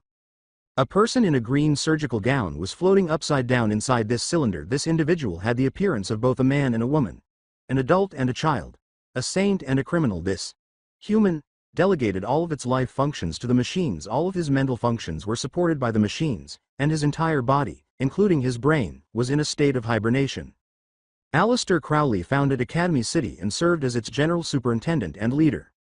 Tsuchimikado questioned the floating figure in front of him impatiently. "What are you planning now?" He didn't even attempt to conceal his annoyance at his employer because he wasn't Alistair's direct subordinate. This Tsuchimikado Motoharu served as a spy for both the scientific and magical branches. Nobody was aware of his true allegiance. Alistair turned to face the disgruntled boy and said nonchalantly, "It's no problem. I'm completely aware what I was doing." It was unbelievable to Tsuchimikado that he began to question his own hearing after something like that occurred right in front of him. How could this person be acting so sloppy? And that was only 2 days ago. That had never before been mentioned as one of Alistair's schemes to Tsuchimikado for him. The sight of a dragon-like creature inside Misawa Cram's school was entirely unfamiliar. He served as a spy for both sides in order to prevent another conflict. Tsuchimikado was responsible for manipulating the information that was leaked outside of Academy City in order to maintain the effectiveness of an understanding term between the two parties. If he didn't, there was a very real chance that the science and magic factions would go to war. Tsuchimikado paused and said, "You are aware of what you are doing? I truly want to believe that, but I can't. Don't you know that the appearance of that being was even more shocking than the Grimoire Library's seal being released by Imagine Breaker? So this is all about your classmates' well-being?" Kamijou Touma and Tsuchimikado Motoharu went to the same school. Both of them were classmates together with another boy named Aogami Pierce. They had been close friends since middle school. Tsuchimikado was concerned about his friend's health, though he kept it to himself since that night. The black-haired boy had been hospitalized and had not regained consciousness. Alistair saw right through all of this. "Don't worry about him. It'll shorten plans 2082 to 3277, that's all," the human continued in his typically composed voice. Tsuchimikado turned to face the individual in front of him. It might not be Alistair's actual body, he knew. Most likely, the figure inside that glass tube was merely a supercomputer-generated hologram image. He wasn't even sure if all those tubes and cables were actually working as they appeared to. Most likely, all of those life support systems were a ruse to trick people. After all, if Alistair only required this much machinery to extend his life force, why was it necessary to construct such a large structure? Tsuchimikado hoped that this time, the person would actually respond to his question. "You always say that when I ask you about it. What are plans 2082 to 3277 anyway?" But Alistair's response left Tsuchimikado even more perplexed than before. "If deep blood proves the existence of vampires, what do you think does the Imagine Breaker proves?" Tsuchimikado's meeting with the general director of Academy City ultimately yielded no results. He only gave him a headache. He made the decision to steer their strange conversation in a different direction. "Hey Alistair, do you really believe you can avoid a war?" "The one who should have belief is you. You are the one in charge of the work behind the scenes," Alistair said to him before going on. "Don't worry too much. If you work hard enough, we could end this conflict without anyone losing their lives." The air next to Tsuchimikado began to ripple at that moment. A moment later, the well-known red-haired girl's figure materialized next to him. It was the level 4 teleporter. Musujime Iwaki. Alistair had apparently called her from outside to come get him. Oh no, why was this how it always ended? Tsuchimikado swore at everything. All he could do was hope Alistair was right for the time being. All he could do was try to keep a war from breaking out. An old man with a long white beard scowled. In a foreign land, he made his facial wrinkles more noticeable by doing this. Mathai Reese was his name, but no one still referred to him by that name these days. He wasn't sure if anyone even knew his true name. He was addressed with his position by nearly everyone on the planet. He served as the Pope, the head of the Roman Catholic Church. Making a call at this hour? I'm hoping this isn't another social call. He examined the religious object in his hand. It was a communication tool that functioned precisely like a telephone, but it was far safer because it relied on magic to function. Even if they were standing directly in front of the user, anyone who was not associated with the magical item could not hear what was being discussed. Good morning, the Pope announced to the caller. May I know for what reason the Archbishop of Anglican Church is calling me at this hour? Before continuing, the woman on the other end of the line said, there are 2 important things I need to discuss with you. Why does your voice sound so wary? Do you think I'm calling you only to say, hello? She did not immediately receive a response from the Pope. He listened to Laura Stewart's voice while stroking his beard. She stated that she needed to talk to him about 2 things. The statement was something he had never imagined she would say. Even before Laura Stewart was a name, Mathai Reese had positioned himself in his current role. He was aware of Laura Stewart's personality. The Archbishop of Necessarius, if he remembered correctly, would always handle everything by herself. She would never seek assistance from others or ask for advice.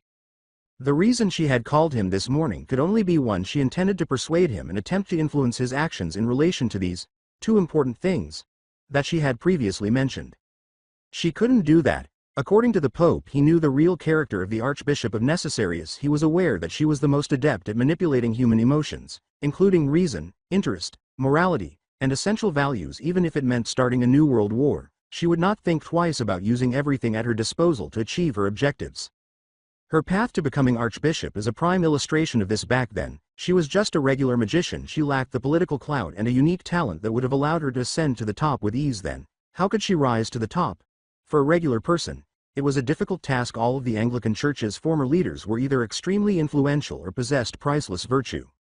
Laura Stewart was the only person in British Anglican history to hold that position. In spite of lacking such items, she was referred to by magicians as the hidden dragon. Because of this, she managed to reach the top in some way, and it wasn't an easy feat. It was hard to determine if she was good or bad. She did just as many good deeds as bad. She maintained a delicate equilibrium between the 2. It's rare to hear that from you, the Pope replied to Laura, but I think I could spare some time to talk with you about this matter. What are these 2 important things about? To make an Archbishop of Anglican Church call an old man like me so early in the morning? They are really important, aren't they? Laura remarked, it depends on how you look at it. The first thing is about Kamijou Touma. And who is this Kamijou Touma? Is he a new Japanese idol who had become heretic or something? I really want to say your joke is funny, but that would be a lie. Please act like a pope should and be more serious, because this is not something you can laugh at. I know your spy in Academy City had informed you about what happened 2 days ago. It's about that. Let's try to get her to tell me something. Oh, but I haven't got any good report yet. Can you explain what exactly happened that night to this senile old man? Finally, you admit you've grown senile. I'll make sure to write this down on my diary. The day when Roman Catholic Pope makes his confession. That sounds good. Maybe you should consider to give up your position to someone younger? The Pope exhaled deeply when he spoke to her. It was always like this. Most likely, he would never understand what was going through her head. It makes sense that she has been in that role for over 10 years. Why can't I win a battle of words with you? All right, I know a little about him. He is the boy who has Imagine Breaker at his right hand. He also lives with the Grimoire Library, Index Librorum Prohibitorum. Also, at that night 2 days ago, your magician was spotted sneaking into a school together with the Imagine Breaker boy, and an earthquake happened not long after. The Pope took a moment to speak again. That's all I know, and I don't see anything so important about it. Will you start explaining it to me now? Laura inquired, utterly unrelated to their conversation. How old are you? On the other end of the communication device, she made the Pope sigh once more. Sorry if it sounds rude of me, but I don't have that intention. I only hope you don't have a heart disease at that age. After all, I don't want to be charged for the crime of killing the Pope by words. Ignoring the sound of laughter coming from the other side, the Pope asked, just tell me already, what's going on? You're no fun. The Pope knew she was pouting at the moment, even though he couldn't see her. But even though he looked that way, The Pope was the one who knew best. She was someone who could easily trick people with her appearance and personality. Every time he spoke with her, he should exercise extra caution. That imagined breaker suppresses the existence of another being inside his body. The Pope arched an eyebrow at her explanation by, another being inside that boy's body. Did she mean what? I'm sorry, but I'm afraid you lost me there. Can you be more specific and explain what happened that night? Laura did not allow the Pope to interrupt her when she said, Style Magnus, the name of Necessarius's magician whom your spy had seen that night, reported there was a dragon coming out from Kamijou's Touma body once his right arm was cut off. I'm sure he is the one responsible with this problem. Crowley. Yes, there's no one other person in this world who would do something like that. I can't understand what he's thinking.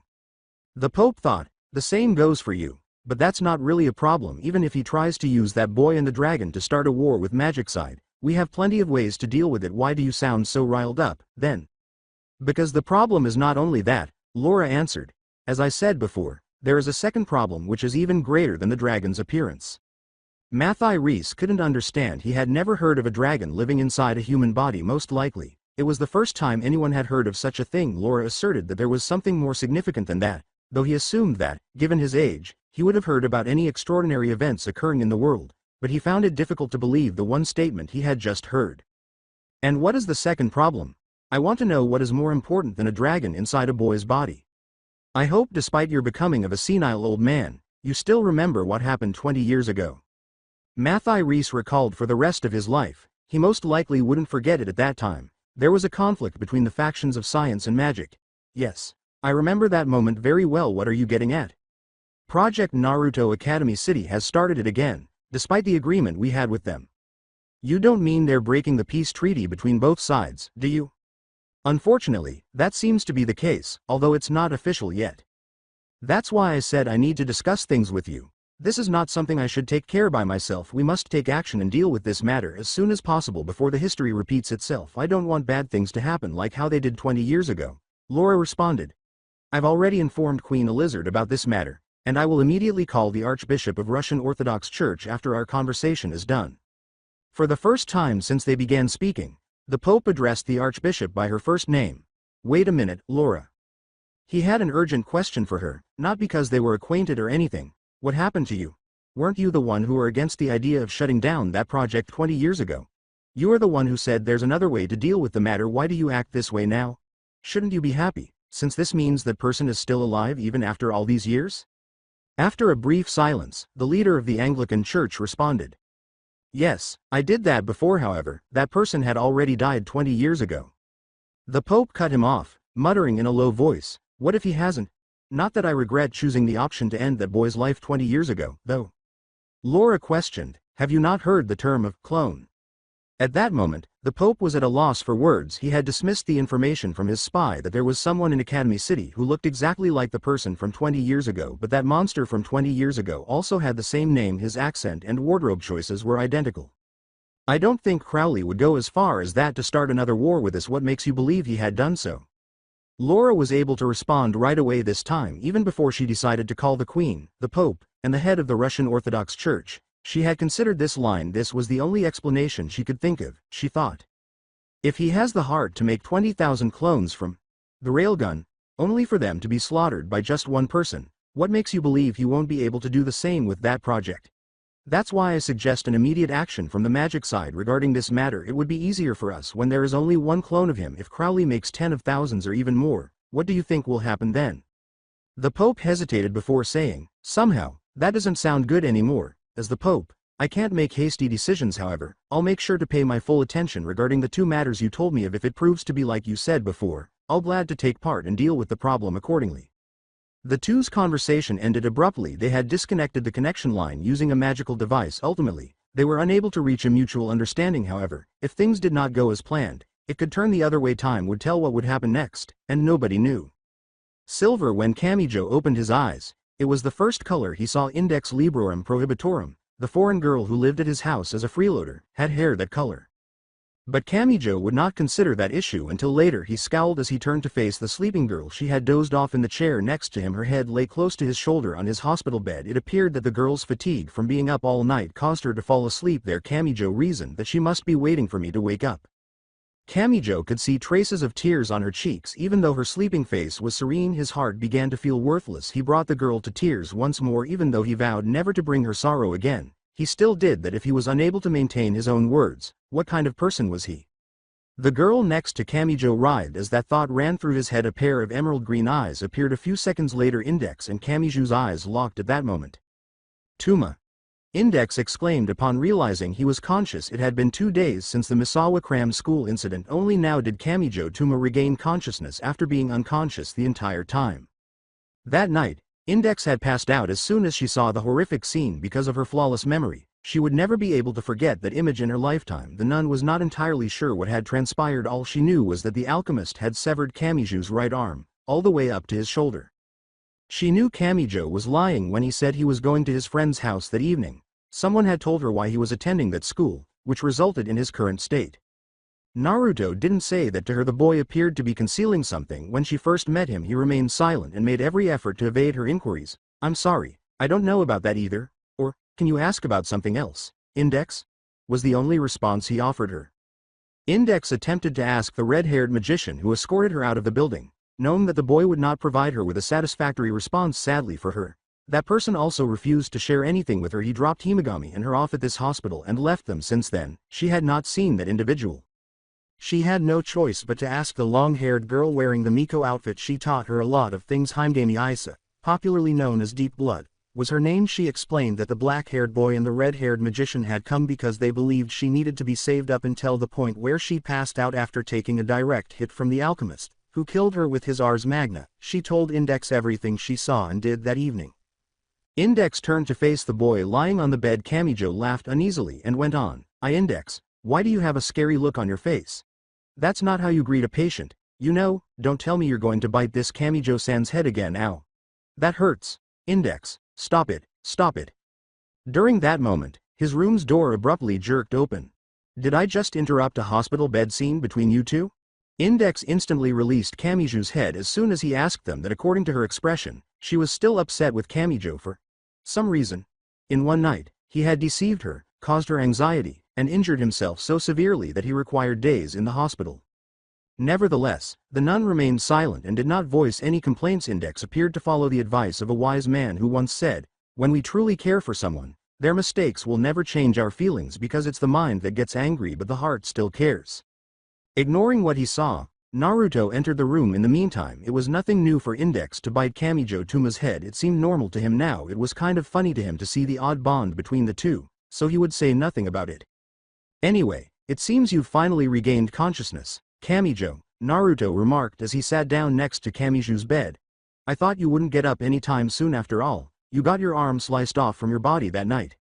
The Level 0 Esper was reminded of the regrettable incident that occurred that evening by his words. He recalled how his arm had been severed by the alchemist despite all the pain he was experiencing at the time. He recalled that he continued to move in that direction. Most significantly, he recalled how he defeated the alchemist. He turned to face his right and asked himself a crucial question. What was it that was emerging from my grasp? Kamijou was unsure of the response. He had no way of knowing what Naruto and the dragon had discussed that evening because he was unable to recall anything that had transpired following the alchemist's defeat. Naruto tapped the boy's shoulder twice while Kamijou was thinking about that question. His wound had previously been on his right shoulder. He was awakened from his slumber by this act alone. "You're lucky that frog-faced doctor is very good with this kind of job. He really holds up the reputation he has, doesn't he? You didn't feel hurt when I hit you just now, right? You should thank him later," Naruto stated to Kamijou.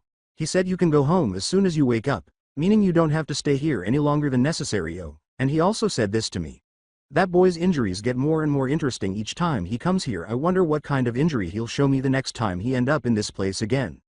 Index was prepared to jump into Kamijou's head and chomp it as soon as she heard Naruto's final words. If Kamijou ever found himself in a worse situation than this one, she would never be able to forgive him again. What could have been worse than having his arm severed? Unfortunately, Index knew very little about fighting and injuries. She could learn from someone in that field that a lot of worse things could happen to one's body, particularly if the opponent used magic or Esper power. "I can go home now." "That sounds great," Kamijou remarked, sounding both happy and surprised. Then he recalled something. "Do you know where I could find Himegami? You know, the girl in Miko outfit we met in restaurant before. I need to say thanks and discuss another thing with her." Both Index and Naruto gave a nod. They were aware of her location since the Miko was still in this hospital. They actually didn't have to travel very far. She had not actually moved to enter this room. Despite appearing concerned about Kamijou's condition, despite Naruto and Index's best efforts to reassure her, she consistently managed to reject them. Ultimately, she appeared to be a stalker circling her crush without taking any further action. How unfortunate. I think she is. Naruto continued for Index, saving her from having to finish her sentence. In front of this room, Naruto concluded, "Hey, Himegami, stop hiding there and come here. Kamijou has already woken up and wants to see you." From the other side of the door came the sound of a startled gasp. They knew whose voice it was without having to look at the individual. The long-haired girl dressed in red and white, Miko, was the voice's owner. After a brief silence, Kamijou's hospital room door slowly opened. The next instant, they recognized the Miko girl's familiar figure. She was still dressed as usual today. Was there nothing else she could wear? They pondered. Like a traditional Japanese person, the girl bowed her head and said, "Gee, good morning." To everyone in the room, oddly, Index bowed her head in agreement with her gesture. Despite having only been here for 2 weeks, it appeared that the girl was already enamored with Japanese culture. Instead, she was influenced by the girl dressed as a Miko because she was the only person she could communicate with aside from Kamijou, who had recently regained consciousness, and Naruto, who frequently vanished. The nun didn't want to ask him where he was going, but she didn't know she didn't want to pry into other people's affairs, especially her friends. After scratching the back of his head, Kamijou said, "Ah, I want to thank you for saving my life with your body back then. I was so surprised you're willing to." Wait, did I say something wrong? Observing the various facial expressions on everyone around him, Kamijou inquired. He first saw that Naruto was staring at him strangely. His eyes resembled those of a ferocious animal attempting to capture its victim. His smile did nothing to calm Kamijou's anxiety. The blonde appeared to be restraining himself from saying something that would not work out well for him. Kamijou swallowed. "This is awful, awful, awful." Index growled at him from his left side as she muttered something along the lines of, "Touma, first you did that kind of things with that short hair, and now with this long hair?" Kamijou was aware that Index was referring to Himegami and Makoto, respectively, but he was unaware of the rationale behind her thought process. Finally, Kamijou turned to Himegami. Her face had a hint of red, and she was fidgeting with her fingers. Only the level 0 Esper appeared to be unaware of the cause of her facial flush. Such bad luck. The boy's eyes widened in shock at Naruto's question. Even with that innocent look on your face, you're hiding ulterior motives, aren't you, Kamijou?" But his words affected the two girls differently. "Inwex. Stowp. It HUWTS.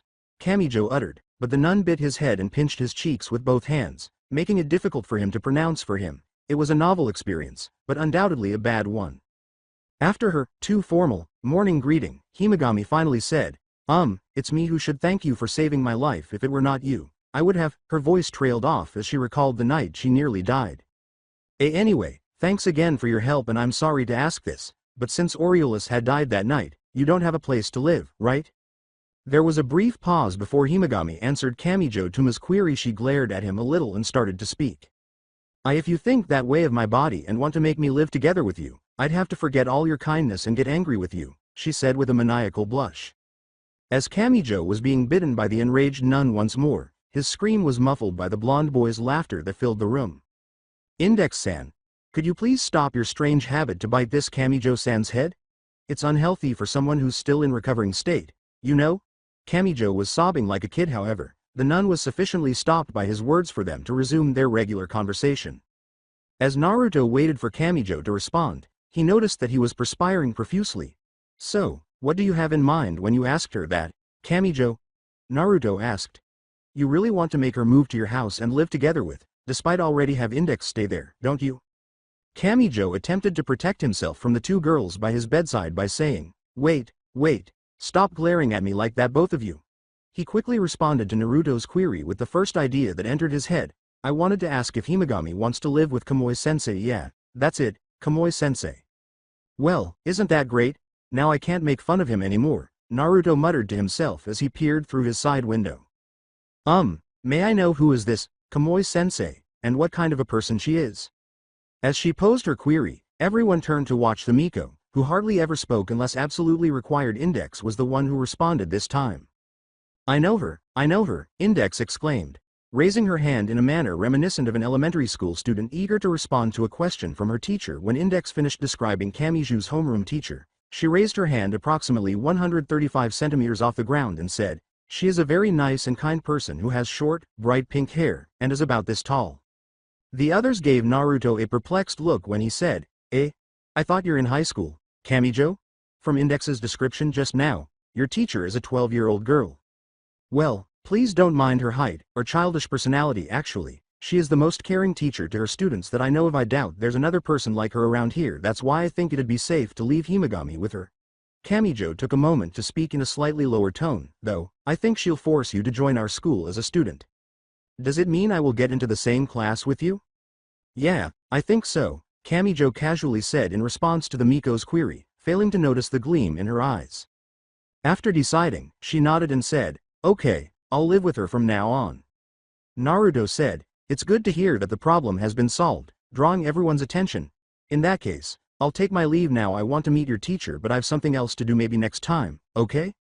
Naruto got up from his chair and moved in the direction of the door after saying that the three people in Kamijou's hospital room could only speculate as to where he was going when he waved his hand and said, "See y'all later." Even if they asked, they knew Naruto wouldn't tell them, and he didn't. They thought that was the type of personality he possessed. Naruto had been out of Kamijou Touma's hospital room for several hours. He was referring to the activity he had been doing every single day since his fateful encounter with the dragon. When he told them that he had something else to do in reality, he didn't believe everything it had told him. Naruto would not, however, dispute that the dragon had provided some important information. All of his leisure time was devoted to finding any hints he could. He discovered that at least one of the dragon's predictions was true. The director's board, only Aleister Crowley, the chairman of the board, had a higher position in Academy City than this group of individuals. 12 individuals with total power in the city of Espers made up this group. The majority of them, if not all of them, were known to be directly involved in the city's dark side. If Naruto learned that Kamijou Touma's right hand was responsible for the dragon's appearance, he wouldn't be shocked. And his second life, which is more significant. Naruto thought the blonde had a suspicion as to who was responsible for all of this, but he had no concrete proof. A dangerous individual like him could not have woken up in the middle of a covert facility for no apparent reason. His second awakening must have been caused by an individual or possibly an unidentified group. Naruto was aware that he had died 2 decades prior, or rather, it had been shut down entirely. That was a better word. Only Academy City's top brass possessed the power to resume the project that had been abandoned 2 decades prior. His project, Project Naruto, is a despised and abhorrent endeavor. He was a weapon of mass destruction at the time. During the conflict between the factions of science and magic, it was all in his name. How did things get to be that way? What did Naruto, his code name, mean? He didn't want to consider it. He wanted to get it out of his head if he could. He wished to rid his mind of everything superfluous that was still there. He desired to destroy it forever. He didn't want to recall the events of that time. He desired to forget everything. But for him, going by this dirty name in daily life served as a reminder of his troubled past. Naruto began to feel bad about giving Index and Kamijou that name. He wouldn't have to use it the way he did now if he had chosen a different name, a phony one. Maybe every time someone called his name, he wouldn't need to be reminded of his mission. The reason behind his creation, perhaps the word created, wasn't quite accurate. Despite their seemingly limitless scientific capabilities, Academy City had yet to produce a human. However, those crazy scientists found it easy to create a clone. This was due to the fact that cloning involved decoding a person's DNA map and creating a new one using the information already present. Nevertheless, Naruto was not initially made by members of the science faction. Still, he had a lot of questions about it. Who was he, then, if that was the case? Although he was unsure, he thought the scientists had deleted some, if not all, of his memories in order to ensure the project's success. Ignore that. I no longer wish to recall it. Now I'm different. I've changed from who I was before. He was different this time. He wasn't sure if his altered perspective on the world was due to someone else's influence or if he was still somewhat sane. He conducted his research because of those questions. He was curious about everything that occurred in this city, particularly if it was connected to his life in any way. Naruto would not think twice about joining this city's dark side in order to learn the truth. He wouldn't turn back, even if it meant leaving his new pals. He was unsure of his current self's ability to oppose or kill his new friends, though. That was his last choice for now. He would not reconsider his position on this issue. More than anything else, he was determined to learn about this issue. Naruto saw a familiar face as he made his way through Academy City's crowded streets. In front of a pet store was a short-haired girl dressed in a uniform from Tokiwadai Middle School. Naruto chose to greet her in an attempt to forget his thoughts from a minute earlier. Perhaps he could reduce some of his tension by speaking with her. Keeping that in mind, Naruto approached her and gave her a quick tap on the shoulder. When the girl turned to face Naruto, he got her attention by asking, "Hey, evil lightning girl, what are you doing here?" Naruto smiled and kept talking before she could respond. "You didn't think about stealing those cute animals, did you?" But he did not receive the expected response from her. "Who are you?" asks Misaka as she tilted her head in confusion. "I'm sorry, but I can't remember if we have met before," says Misaka as Misaka bows her head, expressing her apologies. Naruto was perplexed. The girl in front of him was unquestionably the one he had previously met as far as he could recall. She was Misaka Makoto, an esper who was very good at everything lightning related. "You're not Misaka Makoto. Are you her twin? Because both of you look exactly the same, except for that goggles you wear, of course." Misaka immediately responded. "Oh, you are referring to Oni-sama," replies Misaka as she nods her head twice, but her response was a little ambiguous. "Although she is not her twin, you can refer Misaka as Oni-sama's sister," says Misaka as Misaka tries to explain the complicated relationship between her and Oni-sama to you. Naruto rubbed his temples and attempted to shift the topic of conversation, saying, "I'm starting to have a headache here." She looked down and shook her head when Naruto politely asked, "So, what are you doing here? Do you want to buy a pet?" "No, not really," replies Misaka. "Then, you can just go inside and play with them, right? I'm sure the shop owner wouldn't mind if you do just that." "It is impossible for Misaka to do that," says Misaka. "Misaka has a fatal defect," adds Misaka, giving additional information. Naruto looked at her incredulously. What flaw? She had been speaking in an odd way, but that was the only flaw he could find in her. "Misaka's body is constantly forming a weak magnetic field," explains Misaka. "The human body cannot detect it, but it seems other animals can," says Misaka, trying to be helpful and letting you know more information. A small part of Naruto pitied her. For an animal lover like her, being unable to even touch those adorable creatures due to her esper ability must be excruciating. Naruto deduced from her explanation that if she approached the animals too closely, they would be scared of her or at the very least cautious of her presence and would attempt to flee. Naruto looked at her apologetically and said, "I'm sorry." However, the girl's expression was bewildered. "Why?" asks Misaka as Misaka tries to pry some information about your well-being. "You do not have a concussion, do you?" asks Misaka with a concerned tone in her voice. Misaka cannot think of any reasons for you to feel sorry for her. "Never mind." Naruto attempted to avoid answering her question because he was at a loss for words. "Anyway, since you can't do much with the animals here, do you have any other hobby that doesn't get interfered by your ability?" "Misaka's cannot have a hobby," replies Misaka sadly. "She just want to stay here a little longer to spend what little time she has left," explains Misaka cryptically, "so you cannot guess what she has in mind." Her words were incomprehensible to Naruto. His mind was racing with too many questions to comprehend her. She said, "Misaka's," which is a plural of her name, rather than Misaka. Did she say it incorrectly? No, there has to be another explanation. There might have been more than one Misaka in this city, but he could not be certain. Was she a clone of Misaka Makoto if that was the case? This is exactly what those bastards did, damn it. When Naruto realized what the girl had previously meant, he clenched his teeth. She claimed that her relationship with her Oni-sama was difficult. Her final statement dispelled Naruto's initial belief that she was her twin sister. There were many Misakas, not just one, and a cloning project was the only explanation. He really had to take care of this as soon as possible. Naruto's thoughts strayed to the second issue. Spending what little time she had left was something she mentioned. He didn't want to think negatively, but he could tell she wasn't kidding by the way she phrased it. She didn't have much time left, and it had nothing to do with the curfew in her dorm as if her life were about to end. She meant it literally. Naruto knew she wouldn't respond if he questioned her about it, but he couldn't leave her to deal with this issue on her own. This was a bad premonition of his. So that's it for today. I hope you guys enjoyed it. Don't forget to like, share, and subscribe to the channel for more awesome stories like this. Thank you. See you all in my next video.